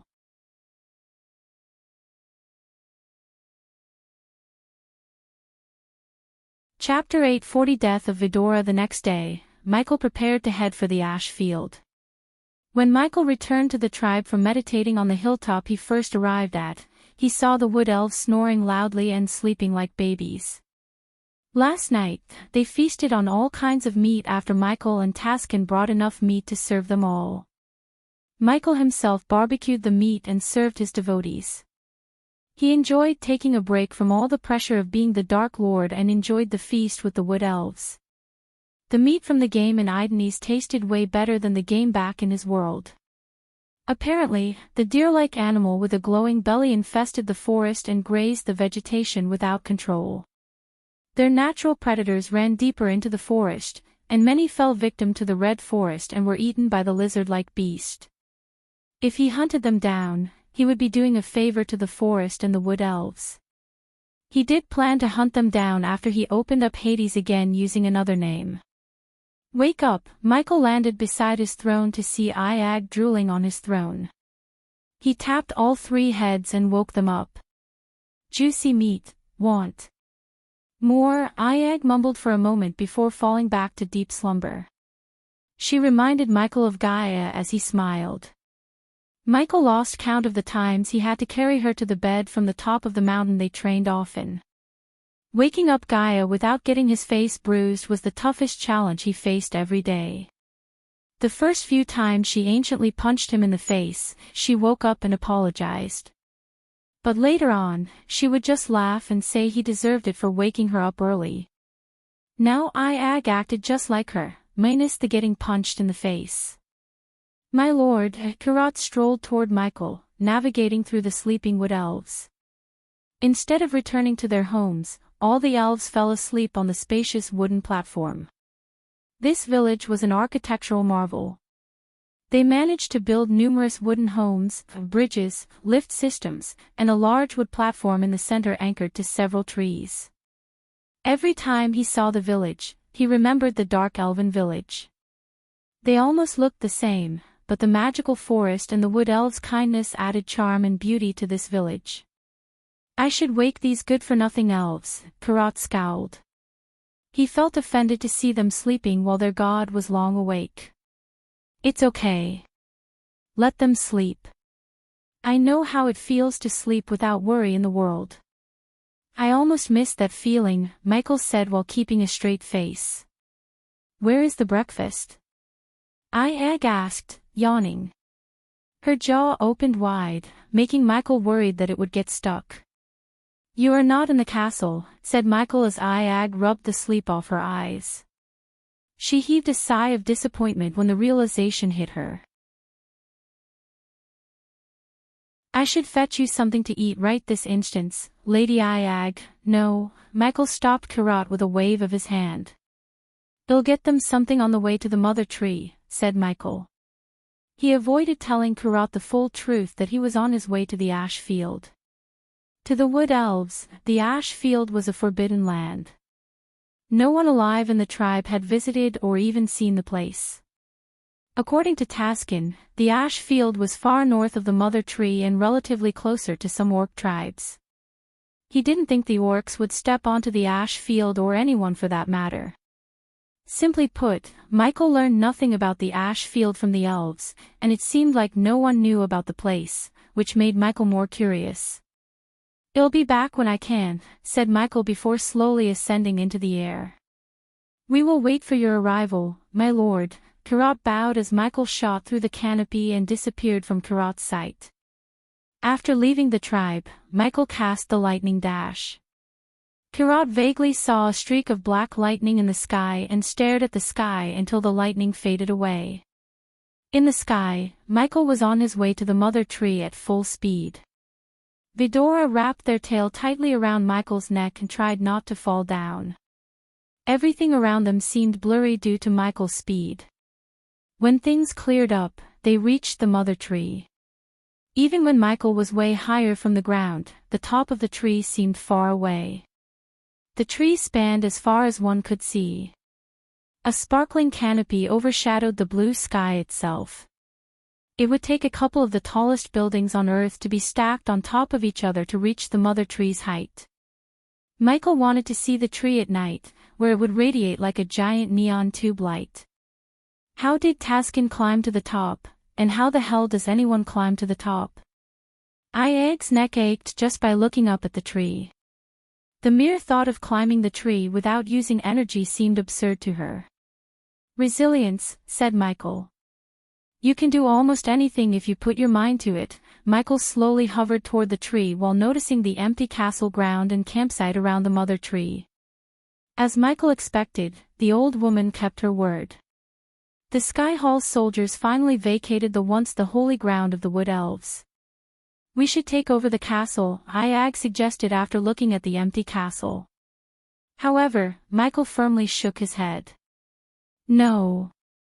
This place used to be holy, and I will keep it that way. The moment we build a portal connecting this world to ours, I am razing everything the Sky Hall made to the ground." For now, Michael didn't want to start a wildfire that would engulf everything, including the mother tree itself. Besides, there might be something inside the castle he could use against the Sky Hall, even though Michael doubted the old woman would have left something. She didn't seem like someone who would make such a careless mistake. Michael increased his speed to reach the top faster but didn't fly at his full speed because he didn't want to miss any clues. As he was flying toward the top of the tree, Michael noticed several birds with strange designs on their body and colorful eyes that glowed like jewels. He had never seen such exotic birds before. They all scattered away and flew into the holes in the mother tree's branches as wide as a typical big tree. The tree was home to unknown species and had its own unique ecosystem. His love for destinies surged to the point he realized why the past Dark Lord had taken such interest in destinies. What Michi didn't know was the past Dark Lord did not only simply take an interest in this world but protected the world from Andor and his schemings. He had to kill someone he cared dearly to save this world from getting destroyed. Almost after 30 minutes, Michael reached the top, where 11 branches branched out from the center that looked like an elegant garden. These branches looked like pillars that held the canopy on their backs. Michael felt a pleasant chill on his feet when he landed on the grass field. Birds chirped in the distance as Michael strolled towards something that looked man-made. To be precise, it was a giant stone pillar entangled by veins and moths. It didn't feel like he was on top of a tree. Instead, it felt like he was walking in a hall made of Mother Nature herself. Everything around him was untouched by death and destruction caused by the Sky Hall. He didn't think the Sky Hall soldiers ever managed to reach this place. They would have if they could use arch energy. Thank the gods, they couldn't. Otherwise, the Sky Hall soldiers would have hunted down the bright blue feathered birds watching him just for their feathers. Michael's full focus was on the stone pillar.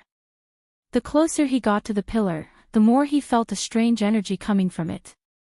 When Michael reached the almost 7 feet tall pillar, he grabbed the veins coiling around and pulled them apart. It took him a few seconds to completely get rid of the veins. Finally, Michael was able to see the stone pillar clearly. What he saw engraved in the stone pillar rendered him speechless. His heart almost skipped a beat. For a brief moment, Michael's mind just went blank. The reason for Michael's complete shock was the engraving of a man with two swords fighting a three-headed hydra hundreds of times the size of him. That was only a part of the mural. Below that, they saw the fallen hydra and the man kneeling before its body, presumably exhausted after a battle. It can't be real, it's not, it must be Mugashuku, Iag muttered as Kane slowly shook his head.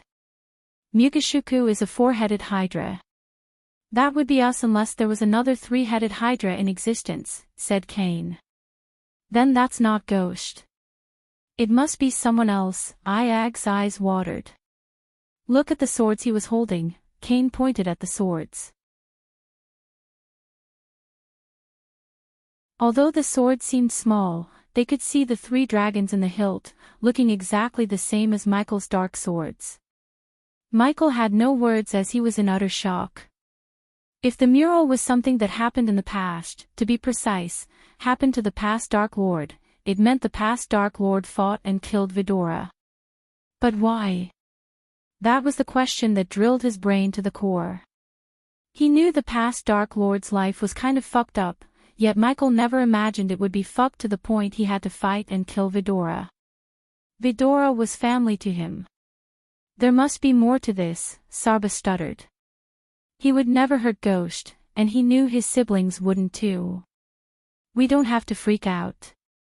I said this is Ghost, but I didn't say it's our Ghost. Kane's words somehow managed to calm down Iag and Sarba. But what happened between us that made us fight to the death? Asked Sarba.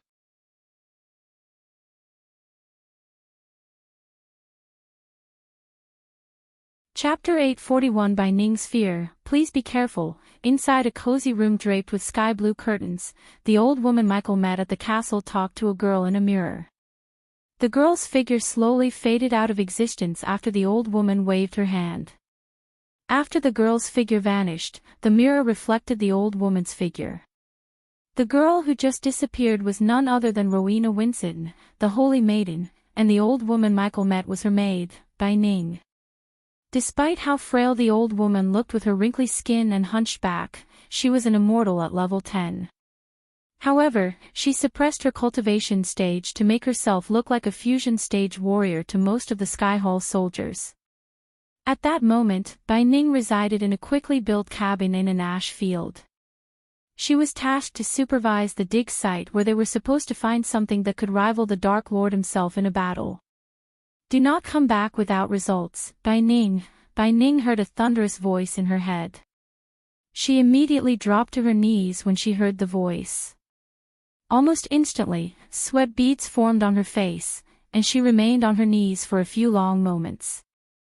She had only feared 3 people in her life, the Holy Maiden, the Dark Lord, and this mysterious Lord of the Sky Hall.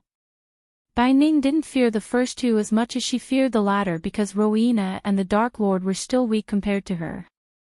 The same could not be said of the mysterious Lord. He could end her and the entire Sky Hall with a snap of his fingers. Even the great elders of the Sky Hall feared him. Luckily for most others, they didn't know such a person existed.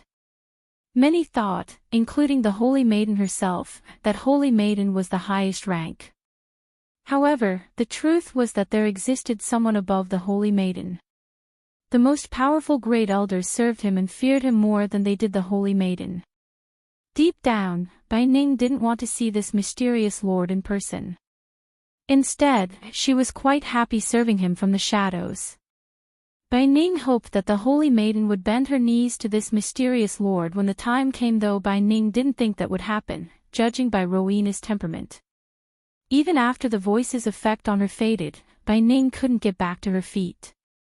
Eventually, she managed to muster enough strength to stand up and leave the cabin. Bai Ning heaved a sigh as she strolled toward the wooden door and twisted the golden knob. As soon as the door opened, she was welcomed by an alarming sight. Lightning struck close to her and all around the place again and again.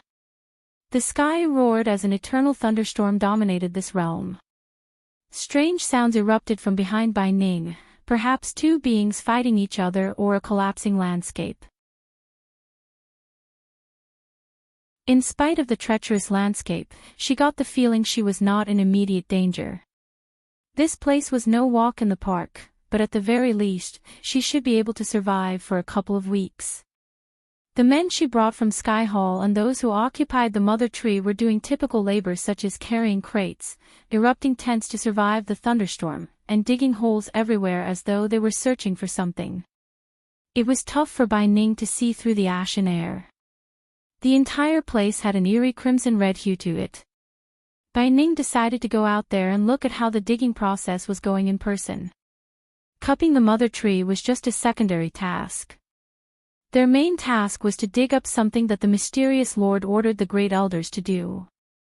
With the equipment coming from Sky Hall and extra manpower, Bai Ning believed they could find whatever was hiding in the ash field. You have 3 weeks, Bai Ning's mind replayed the words spoken to her by the mysterious Lord.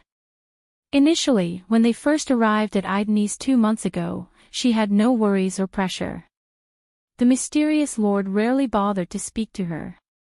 But imagine her surprise when the Dark Lord himself came to pay her a visit. Then, all hell broke loose. Something inside the mysterious Lord broke after he heard the Dark Lord's name. Bai Ning lived long enough to tell when someone was feeling overwhelming killing intent. She didn't know the history between the Dark Lord and the mysterious Lord, but one thing was certain, the mysterious Lord had deep hatred toward the Dark Lord. Curse you to hell, Dark Lord, Bai Ning cursed Michael under her breath and went to meet the captain of this unit. A few meters away from her, a group of silver-armored soldiers was digging the ground using shovels, while another group was carrying an unconscious soldier toward one of the tents. Lady Bai Ning, the elven captain noticed Bai Ning and dropped his shovel. Captain Fenian, how's the digging going? Asked Bai Ning. Because of the thunderstorm and the howling wind, they had to speak louder than they were used to. We are losing more and more soldiers, Lady Bai Ning. The air is getting more and more toxic the more we dig, Lady Bai Ning. I'd suggest we bring more equipment and wait till our scholars find a way to filter the air, said Fenian. But Bai Ning firmly shook her head. Not an option, Captain. The order came from the top. If we don't show results to the higher-ups in 2 weeks, it'd be our heads that roll on the table. Bai Ning didn't give a damn about the soldiers. As far as she was concerned, they were all expendable. At this rate, we won't have enough men to dig, Lady Bai Ning. We have already lost half of our men to the Dark Lord, and many of the survivors fell sick to the toxic air. Fenian raised his voice. Unlike Bai Ning, he cared about his men. Dying came up with being a soldier, but Fenian preferred dying with honor on the battlefield to digging for something. Have they taken the purification pills? Asked Bai Ning. They have, Lady Bai Ning. But the pills seem to lose their effect when they dig deeper into the ground. Maybe we tell the Holy Maiden about this, no. Bai Ning didn't realize she had raised her voice to the point it sounded louder than thunderclaps. The soldiers stopped what they were doing and turned their gazes to Bai Ning. Back to work. Bai Ning ordered the gazing soldiers as they quickly returned to their work. Captain Fenian. You are to tell the Holy Maiden about this under no circumstances. She hasn't ascended to the throne of the Holy Maiden yet. If she knew of this and caused a ruckus among the elders, her ascension would be hindered. I don't think I have to explain the politics in Sky Hall. Fenian creased his sword-like brows. As much as he hated hiding things from the Holy Maiden, Lady Bai Ning's words made sense to him.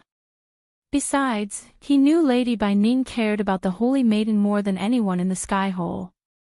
If she thought telling the Holy Maiden about the ash field was not a good idea, Fenian had to obey her order.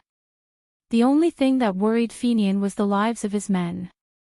Many thought the Sky Hall was a single entity and functioned as one. But it was only half the truth. The reality was that Sky Hall was politically scattered into various groups inside. For instance, some believed in and served the Holy Maiden wholeheartedly, like Fenian, while some wanted to change the hierarchy and form a circle of elders. Another group consisted of the most powerful elders who knew about the mysterious Lord's existence, and they served him, only him. I know losing your men hurts, Captain. But if we don't do this, we will lose way more to the Dark Lord. You saw what he did to those poor souls. Bai Ning sympathized with Fenian while low-key manipulating him using the Dark Lord. Fenian sighed as he looked around at his men for a moment. He could only feel pity for the men who were digging down as they were ordered without having any idea they were about to die. Rather, even if they knew they would die, they wouldn't disobey their orders. It'd be helpful and even reduce the number of casualties if we knew what we are looking for here, Lady Bai Ning. Hearing his words, Bai Ning could only sigh. You'd be the first one to know when or if they tell me, Captain. Also, I have another task for you. What is it? Asked Fenian. I want you to go to the human tribes in this world and gather as much information as you can about them. I need to know their lifestyle, who or what they worship, and how many people are in their tribe. Bai Ning paused for a second and continued. The Wood Elves are lost cause. We have to stop more people from following the Dark Lord here. If we had natives of this world doing our work, the Dark Lord wouldn't have killed them as he killed our soldiers. He still has a soft spot for his own race, and we should exploit it if push comes to shove. When should I leave? Fenian asked Bai Ning. He knew he would be more useful in collecting information that could give them an advantage over the Dark Lord than digging holes and looking at his soldiers fall one by one. Subconsciously, Fenian didn't want to be here and deal with the guilt. No time like the present, Captain. What if the Dark Lord breaks the deal and comes here, Lady Bai Ning? Bai Ning chuckled. He won't break the deal, but he will come here to see what we are up to. In fact, I'd say he's on his way as we speak.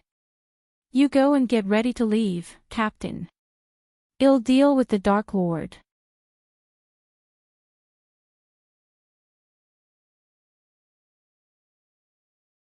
Chapter 842 World-Ending Monster. Bai Ning supervised the digging after Captain Fenian left the ash field to gather information on the humans in Destinies.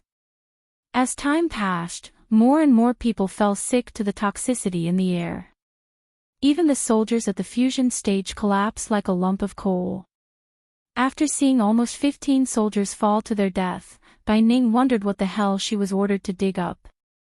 As much as she liked to know the answer, she could not contact the Great Elders or the mysterious Lord. Only they contacted her, not the other way around. Lady Bai Ning. The old woman heard an elated shout from a few meters away. She quickened her steps as a group of soldiers gathered around a crater they had dug. They found something, the silver-armored soldier sitting on the edge said, bowing his head toward her. Bai Ning approached the edge and looked down. Some of the soldiers were lying in the red sand unconscious as the remaining soldiers slowly dug something up. Bring that to me, Bai Ning raised her voice. The soldiers carried something gray and heavy. From her point of view, the object had no distinguishable shape. It took 5 soldiers to carry the object to Bai Ning. The soldiers groaned and panted heavily. A couple of soldiers from above ran downhill to help the soldiers carry the object upwards. Finally, the soldiers managed to bring the object upside and placed it before Bai Ning. The old woman squatted beside the object. Thud. Some of the soldiers who carried the object to them fell down and rolled down the crater. However, Bai Ning didn't give a damn about them. Her full focus was on the object before her. What is it? Bai Ning mumbled under her breath. She slowly ran her fingers through the object.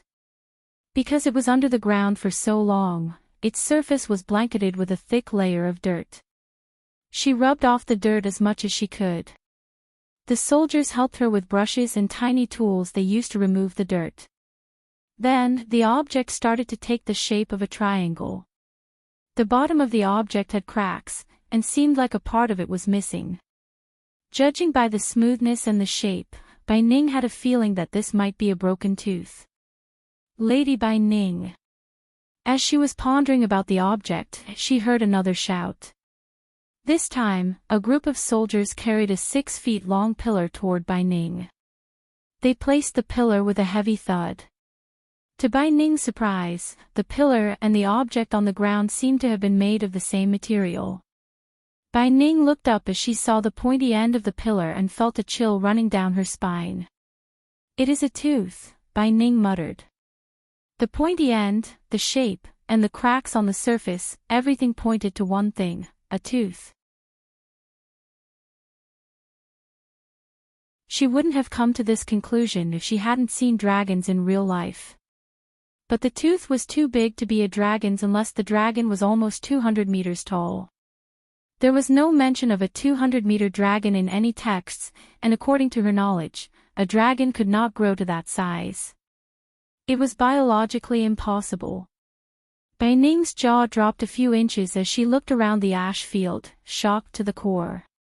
At the moment, the biggest creature alive was Mugashuku, aka the dormant hydra in the southern continent.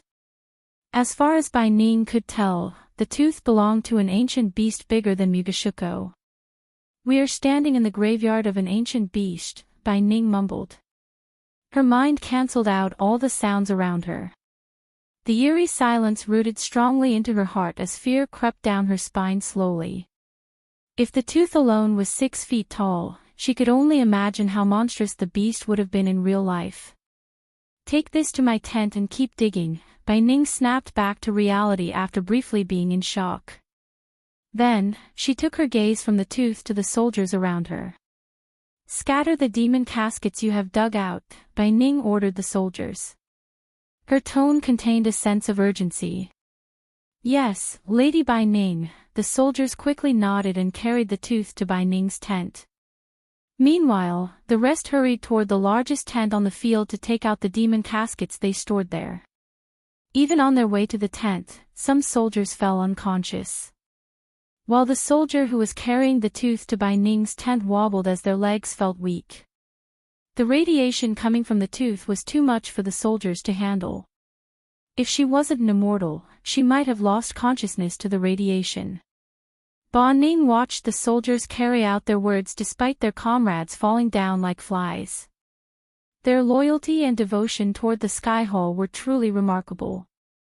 She had lived for centuries, and every generation of soldiers had the same devotion toward Sky Hall. They could only defeat the looming threat, the Dark Lord, with firm devotion and undying loyalty. Otherwise, the Dark Lord would corrupt their soldiers and turn those soldiers against them. "Do not underestimate him," Bai Ning recalled the Great Elder's words. They were stronger than the Dark Lord, yet they avoided fighting with him. Instead, they believed the mysterious Lord's words. He wanted no one except Noah to fight the Dark Lord. Even an immortal like her shuddered when she saw him up close. When she was talking to the Dark Lord, she felt like staring at death itself. The darkness in his eyes tested her will to speak a word against him. Reading texts about the Dark Lord and witnessing his atrocities in person was as different as the sky and earth. Just thinking about him made her shudder, especially after learning what was beneath them. No matter what, she could not let the Dark Lord know the secrets of the ash field. While Bai Ning and the Sky Hall soldiers were trying to dig up the ancient beast, Michael was on his way to Ash Field at full speed. However, instead of flying in the sky, he flew through the forest to hide the trail of black lightning. He didn't want the old woman or anyone to notice him. On the way, Vidora was annoyingly silent. After seeing the mural in the pillar, they became silent, especially Iag and Sarba. Cain, on the other hand, believed they could change the past and avoid fighting each other. The creatures and birds roaming in the forest scattered away as they felt a strong gust of wind blowing past them. Michael followed the sound of thunderstorms and the red sky in the distance to reach the ash field. Apparently, the ash field's eerie weather turned the ground and sky red, as well as created everlasting thunderstorms. They were disappointed the mother tree had no answers to their questions but only the stone pillar. Michael didn't hear any voices or recordings of the past Dark Lord. Not everything was laid clearly for Michael by the past Dark Lord, in other words, himself. To be honest, Michael had no problem with that. Of course, it was shocking to the core that the past Dark Lord fought Vidora and killed them, but Michael believed there was more to the story than the mural told them. There must be a reason why Vidora turned against him. Eventually, the trees around him lessened in number. It felt less cluttered and more spacious. Soon, the forest opened up to an entirely new biome. From a bird's view, a straight line divided the sparkling blue forest and the red sandy place with violent thunderstorms. The sky looked like someone painted it with blood and smeared the painting with clusters of black clouds. Michael had a tough time looking through the thunderstorm. The storm lifted the red sand and started the sandstorm. Luckily, it also helped Michael blend in with the surroundings. Just like he was having difficulty locating the Skyhall soldiers, they would have the same difficulty locating him.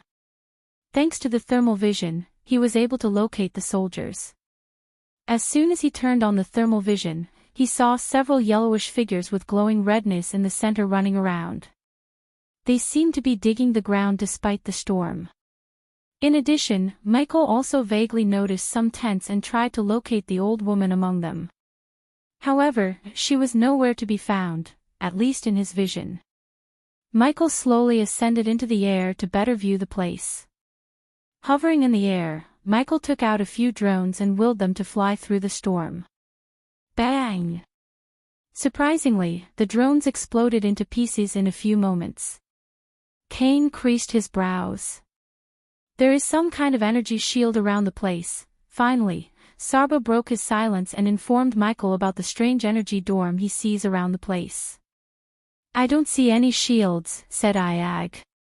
Let's wait here and watch what's happening, Michael said. He didn't plan to go through the shield or break it altogether, which might alert whoever placed the energy shield in the first place. Michael flew around the dome with Sarba's help. As he was hovering around, he saw more demon caskets on the ground. The soldiers tirelessly unearthed them to God knows for what reason. But what lies in the ground avoided both Michael and Sarba's senses. Bai Ning and her soldiers had no idea what they were doing. As a matter of fact, only one being alive knew the origin of the ancient beast, Andor. This ancient beast was a large piece in his elaborate plan to exact revenge on the Dark Lord.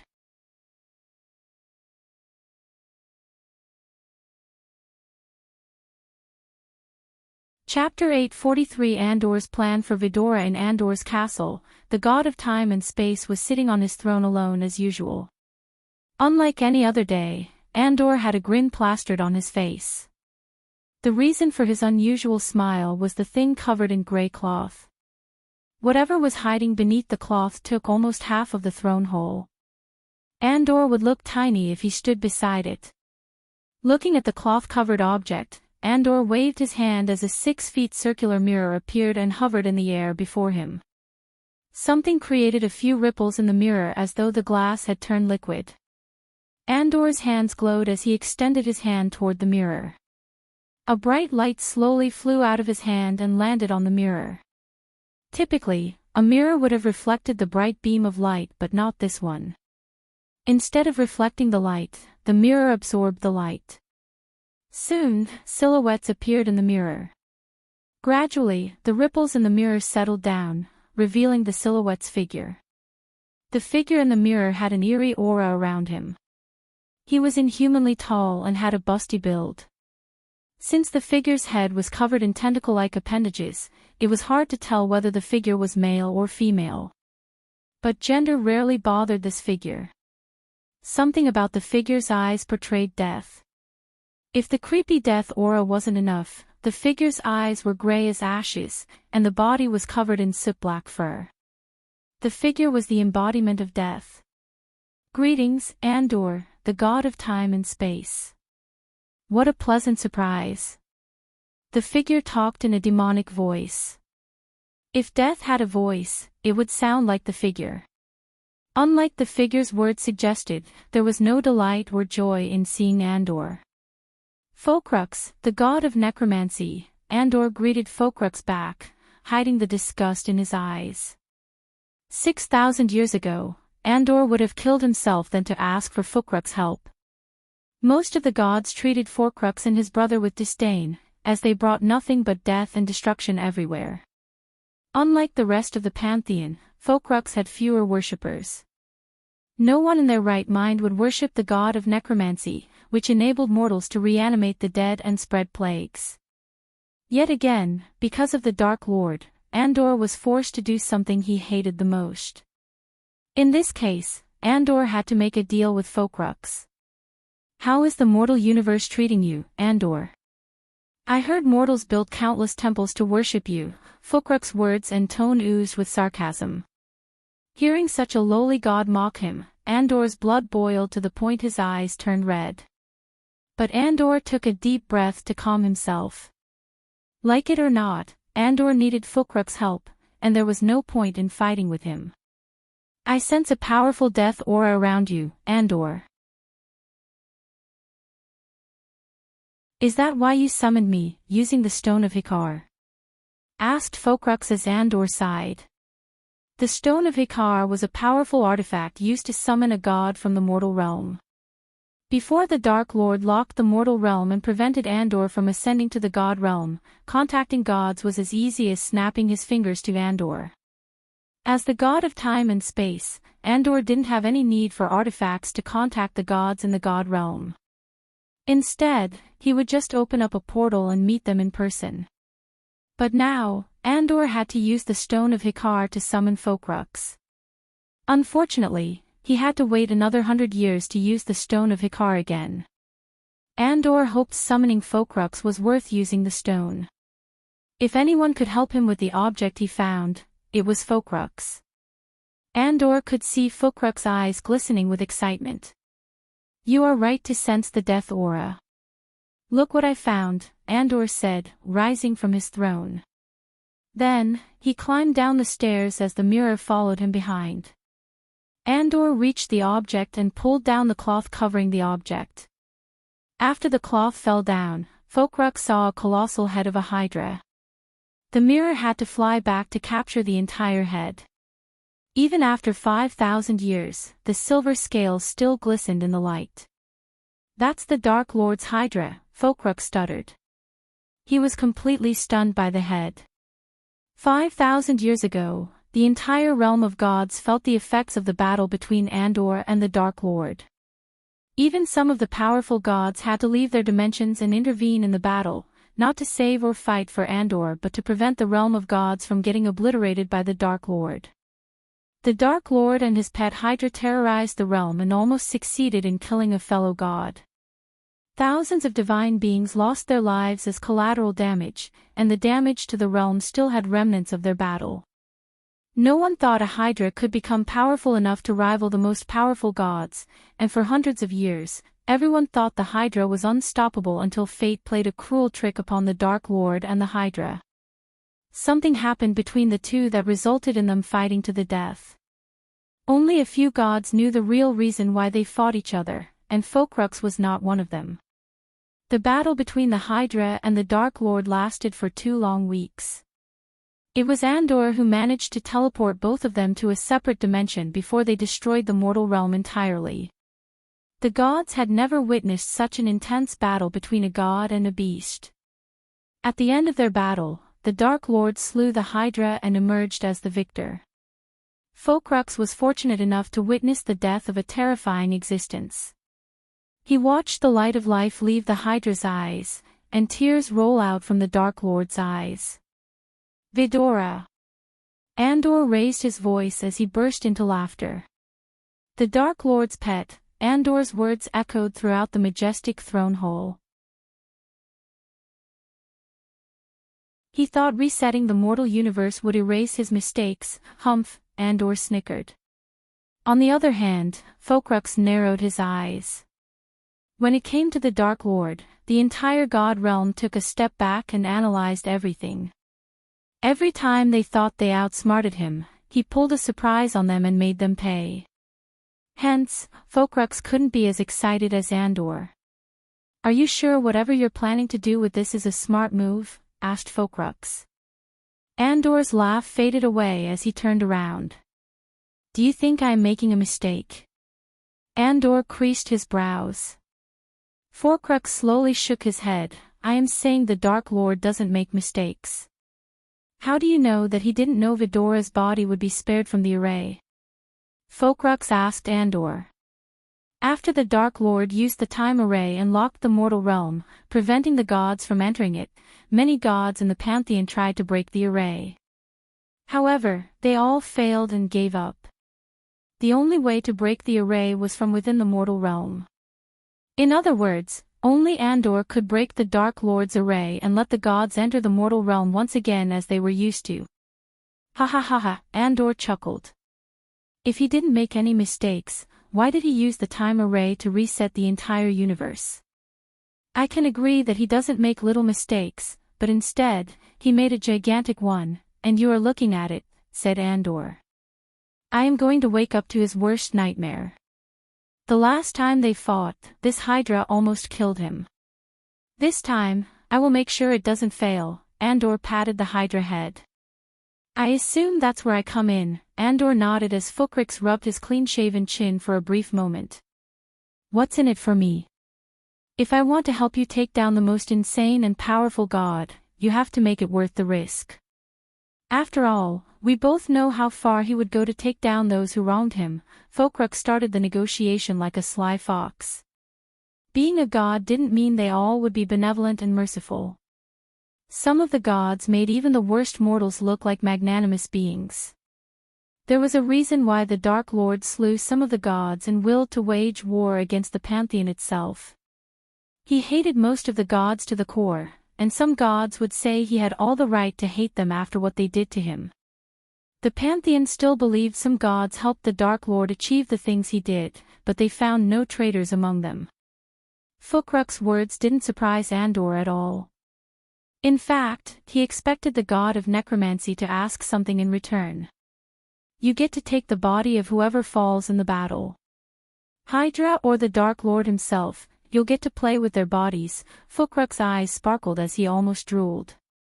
But the thought of the Dark Lord surviving the battle and coming after him made his body tremble in fear. But if the Dark Lord survived somehow, he won't know you were involved. I know the drill. It's surprising how the gods have fallen. We used to fear no one, Andor snickered. Lots of things have changed, Andor. The realm of gods isn't what it used to be. You will know if you manage to break the Dark Lord's array, said Forkrux. Are you going to help me or not? Andor's voice turned grave and serious. For a few moments, Forkrux didn't give Andor any answer. Then, he took a deep breath and nodded. I will help you reanimate the Hydra. But you need to find the entire body without missing a part. Also, as you know, I won't be able to use my power from here. So I will instruct you to conduct a ritual that mimics my powers and get what you want. It will take time though, trust me, I can be very patient. Andor let out a murderous grin and turned his gaze back to the Hydra head. You're tuning in to the Path of the True Immortal YouTube channel. Don't forget to subscribe and join us on this journey to catch the most captivating stories.